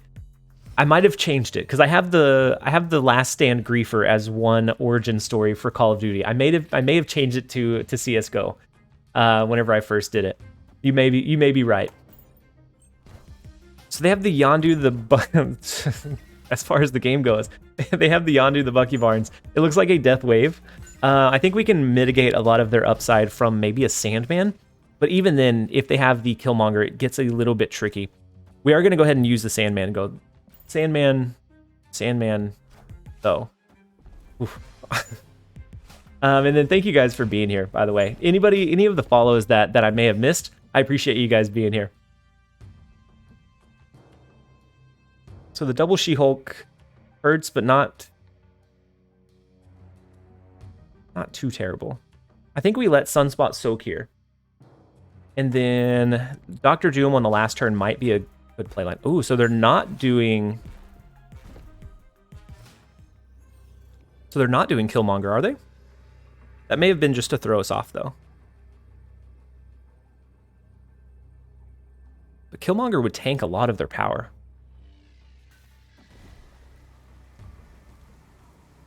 Dr. Doom would tie us to the left, and it would push power to the others. If they used an arrow to pull us into like Nidavellir or into middle, then we'd still win the left and the right lane. Bro, I'm playing Electro Ramp and haven't drawn him in 7 games. That's always tough whenever that happens. This one has a couple of additional ways to ramp in the Wave and the Psylocke for that consistency piece, because there are some times where a card likes to hang out in the bottom of your deck. So we could either do that, we could do Magneto, but then if they do use Arrow, we just lose.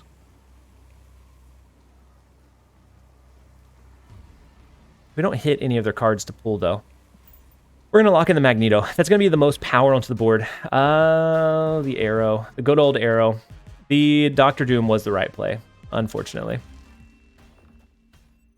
So can Chat GPT play Snap? That would be interesting to find out. But with that one, we had a way to win. We should have played the Doctor Doom. I, for whatever reason, stopped accounting for the arrow.